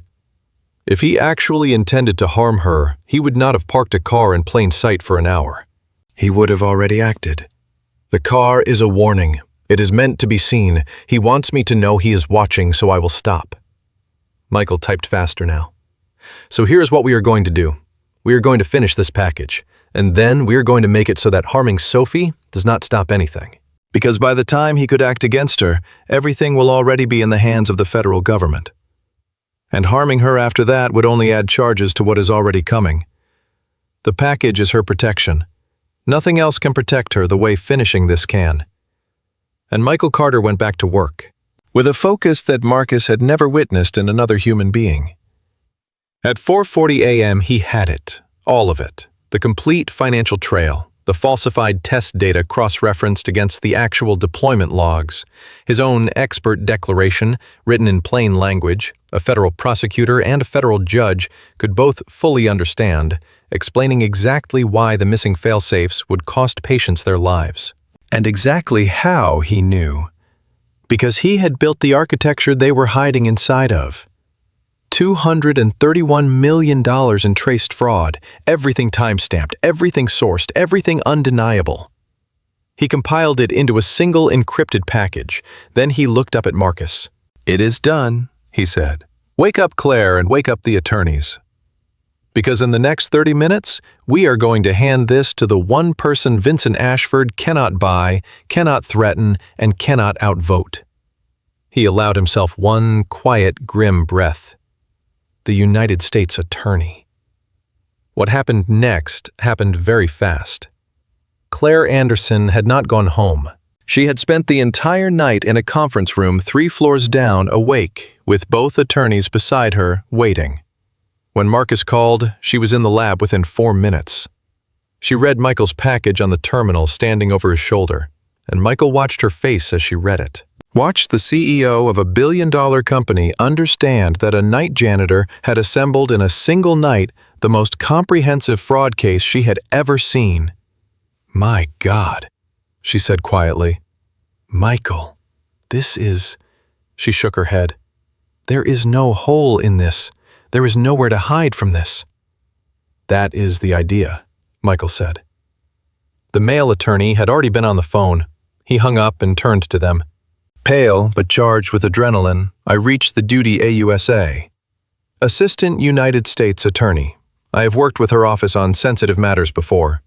She will be at her desk by 6 a.m. If we are there at 6 with this package, and if it is as clean as it appears, he glanced at the screen, and it appears extremely clean, she can file for an emergency injunction to halt the Nova deployment. This morning, before the market opens, before the board meeting, before 9 a.m., Claire said. Before 9 a.m.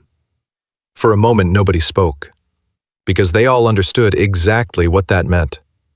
Vincent Ashford had called his board meeting for 9 a.m. to remove Claire, to seize control, to sign off on the deal and ship the machines and bury everything forever. He had built his entire endgame around that meeting, and they were about to make it irrelevant. Because at 9 a.m., when Vincent Ashford walked into that boardroom expecting to win, there would already be a federal injunction freezing the Nova deployment. Federal agents would already be freezing the accounts, and a federal prosecutor would already be holding a package with his name on every single page. He does not know. Michael said softly, "That is the thing. Right now, at this exact moment, he thinks he is winning. He is sitting somewhere feeling very good about that car outside my daughter's window, thinking he has me frightened. Thinking his board meeting is going to go exactly as planned." He looked at Claire. He has no idea the ground already moved beneath him. He is about to walk into a room to claim a victory that stopped existing about an hour ago. "Then let us go make it official," Claire said. Marcus, bring the car around. And Michael, she turned to him, you are coming with me. The AUSA is going to want to hear it from the man who built the underlying architecture. Nobody can explain why those missing fail-safes matter the way you can. Michael stood, then hesitated. Claire, if I walk into the U.S. Attorney's office, if I sit down across from a federal prosecutor, my name is on it officially. There is no more invisible after that. He looked at her.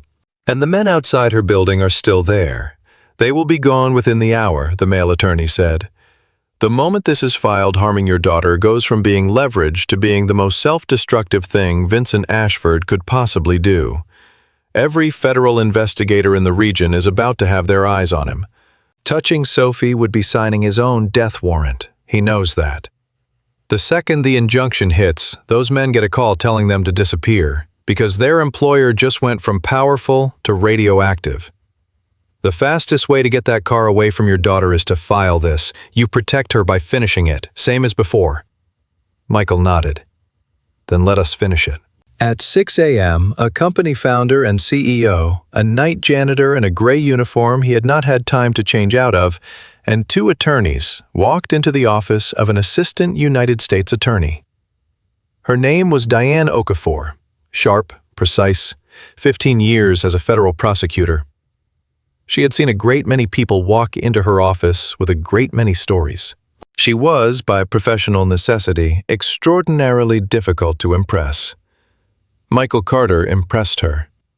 He sat across from her in his gray uniform, his hands rough from 12 years of cleaning work, and he explains the fraud with a clarity and precision that made her set down her pen and simply listen. He explained the money. He explained the falsified tests, and then quietly and with devastating precision, he explained exactly what would happen to a patient in a hospital room when a NOVA unit hit its failure point with no failsafe underneath it, and how he knew, because he had built the architecture that flaw lived inside 18 years ago in a different life entirely. When he finished, Diane Okafor was quiet for a moment. Mr. Carter, she said, I want to make sure I understand everything you have told me. 12 years ago, the man behind this fraud stole your company and framed you for crimes you did not commit. And you have proof of that as well. Yes. And instead of coming forward 12 years ago, you walked away and spent 12 years cleaning office buildings to raise your daughter. Yes. And the reason you are sitting across from me this morning is not to clear your name. It is because you found out this same man is about to put faulty medical equipment into hospitals, and people are going to die. She looked at him steadily. You came forward for the patients, not for yourself. Michael was quiet for a moment. The name matters a lot less to me than it used to, he said. It stopped mattering so much a long time ago. My daughter loves me. My wife loved me. The people who matter always knew exactly who I was. He met her eyes. But those patients, those are people who are going to trust a machine to keep them alive. And they have families waiting for them. And I know precisely how that machine is going to fail. And I am the only person in the world who both knows it and is willing to say it out loud under oath. He paused. So yes, I came in for them. My name can wait. It has waited 12 years already. It can wait a little longer. Those patients cannot. Diane Okafor looked at the man in the janitor's uniform for a long moment. Then she picked up her phone. Get me Judge Harmon's chambers, she said.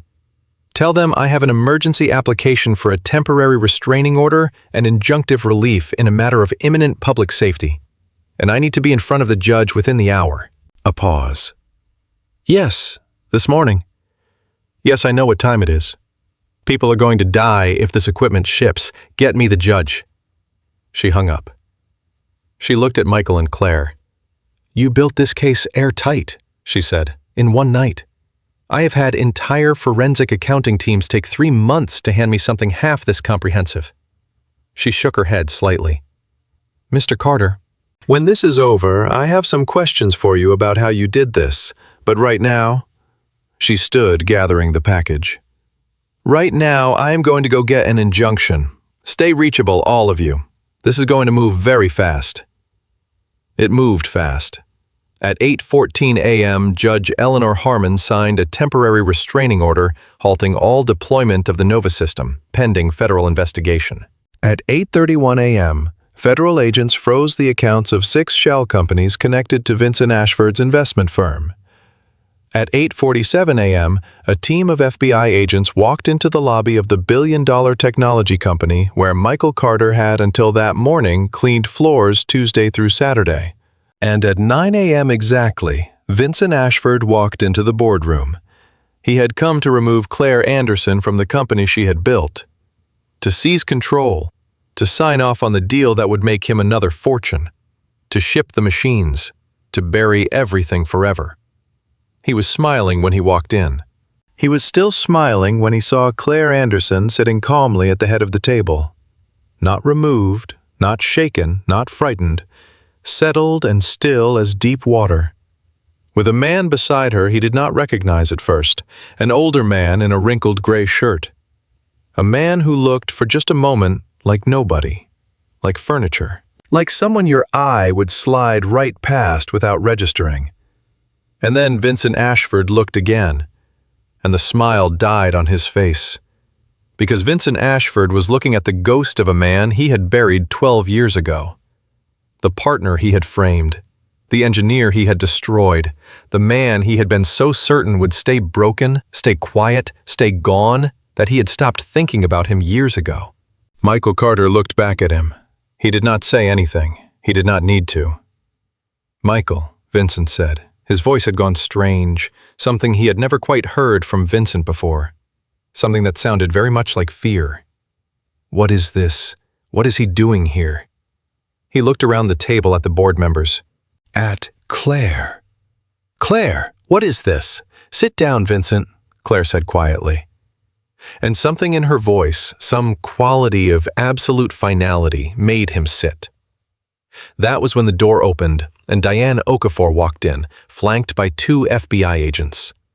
And Vincent Ashford's face went the color of ash. "Vincent Ashford," Okafor said. "I am an assistant United States attorney. As of this morning, a federal judge has issued an order halting the Nova deployment, and federal agents have frozen the accounts associated with your firm's involvement in the program.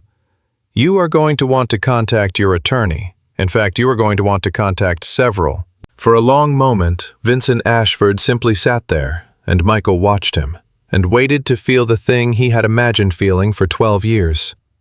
The triumph. The satisfaction, the hot, clean relief of watching the monster finally fall. But that was not what he felt. What he felt, looking at Vincent Ashford's ashen face, was something much quieter and much stranger. He felt free. Not because Vincent was falling, but because Michael suddenly understood with complete clarity that he had stopped needing Vincent to fall a very long time ago. He had built a good life without it. He had raised a good daughter without it. The vengeance he had imagined for 12 years turned out to be a much smaller thing than the life he had actually lived. Vincent, though, was not done. Cornered men never are. "You have nothing," Vincent said suddenly, his voice rising. "Whatever this man told you, whatever he said, he is a convicted fraud. He bankrupted a company, he stole millions. It is on public record. He is a criminal, and you are taking his word over—" "He was framed, Vincent," Claire said. "That is a lie. We have the original design files, time-stamped, forensically verified, unimpeachable." Claire's voice was cold and even. "We could prove Michael Carter authored the architecture 18 months before your forged documents claimed you commissioned it. We can prove the evidence you used to destroy him was manufactured after the fact." She leaned forward. "So no Vincent, not a fraud. A man you framed 12 years ago, and then you did it again, bigger, and this time he was in the building." Vincent Ashford looked around the room, at the board members who would not meet his eyes, at the federal agents by the door, at Claire, and finally, at Michael. And here was the moment Michael had waited for, without quite knowing it, for 12 years. It was not the injunction. It was not the frozen accounts. It was not even the truth finally coming out into the open light. It was that Vincent Ashford looked him in the eye. 12 years ago, Vincent had destroyed Michael Carter without once looking at him. Had stared at the table, the window, his own hands, anywhere except at the man he was erasing. Because looking would have meant acknowledging that Michael was a person, and it is much easier to destroy something when you have decided it is not a person. That was the wound that had never healed. Not the money, not the name in the papers, the refusal to be seen. And now, cornered, finished with nowhere left to look, Vincent Ashford looked Michael Carter dead in the eye. "You should have stayed gone," Vincent said, very quietly. "I know," Michael said, "but I found out what you were about to do to all those people, and I could not." He held Vincent's gaze, steady, without hatred, without triumph. Just plain and level truth. You built your whole life on the bet that people like me would always stay quiet. That we would take the safe thing over the right thing every time to protect what little we had left. He shook his head slowly. "You were right about me for 12 years, Vincent. I will give you that. But you were only ever right because nobody I loved was in the room." This time everybody's family was in the room. Vincent opened his mouth, and then closed it, because there was nothing left to say. The FBI agent stepped forward, and Michael Carter watched the man who had taken everything from him be walked out of that boardroom. And he felt his wife's photograph in his jacket pocket, right over his heart. And he thought quietly, "We got him, Rebecca. It just took a little while." The days after moved like a flood. The story broke, and it broke enormous. A disgraced engineer, framed and forgotten, working as a night janitor for 12 years, quietly exposing a $200 million fraud and stopping faulty medical equipment from reaching hundreds of hospitals. The entire country stopped to watch. Michael Carter's name was cleared. Publicly, completely. The same publications that had called him a thief 12 years earlier now called him a hero. Michael found he did not much care for either label, because he had never been either one. He had just been a father trying to do the next right thing one day at a time. The Nova system was rebuilt properly, with real fail-safes this time, under Michael's direct supervision, because Claire Anderson hired him as the company's new chief technology officer. He tried to decline at first. He had gotten comfortable with the quiet, but Claire looked at him and said, "You have spent 12 years mopping floors while the thing you built made other people rich. You are going to come upstairs now, Michael, and finish what you started. And this time your name is going to be on it." He could not argue with that. The offers came from everywhere. Money, recognition, a dozen companies wanting the genius janitor who had taken down an empire. He turned almost all of them down. He had learned the hard way what actually mattered. But there was one thing he did with the new authority he had been given. One thing that mattered more to him than any title or any salary. He started a program inside the company, a real one, funded permanently, to find hidden talent among the people nobody paid attention to. The maintenance staff, the night crews, the security guards, the people your eye slides right past without registering. Because Michael Carter knew better than anyone alive that genius does not always come dressed in a suit. That the person cleaning your conference room at midnight might have built the very system you are relying on, and that the only reason you do not know it is that you never once bothered to learn their name. He called it the Rebecca Carter Program, after his wife, because it had been her idea in a way. She had always been the one who saw people, really saw them. She had been the one who taught him that seeing a person truly and completely was the whole point of being here. And on a quiet evening, about a month after it all ended, Michael Carter sat across from his daughter at the little kitchen table where they had eaten 10,000 meals together, and he told her everything. She had read the news stories, of course. She knew the broad outline, but she had not heard it from him, not the real story, not all of it. So he told her about the man he used to be, about Vincent, about the framing and the choice he had made and why, about the flash drive he had carried for 12 years and the photograph of her and her mother he had kept beside it every single day. He told her about the night the machine broke and the choice he had made at 2:47 in the morning, and everything that had followed from that single moment. Sophie listened to all of it in silence, her dinner going cold, her eyes filling and spilling and filling again. And when he finished, she was quiet for a long moment. And then she asked him the question she had apparently been carrying inside her for a very long time. "Dad," she said, "all those years, you were this brilliant person. You built things worth billions. And you gave all of it up.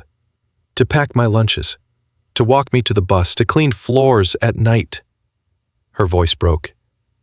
"Were you really just a cleaner all that time? Was that really all you were?"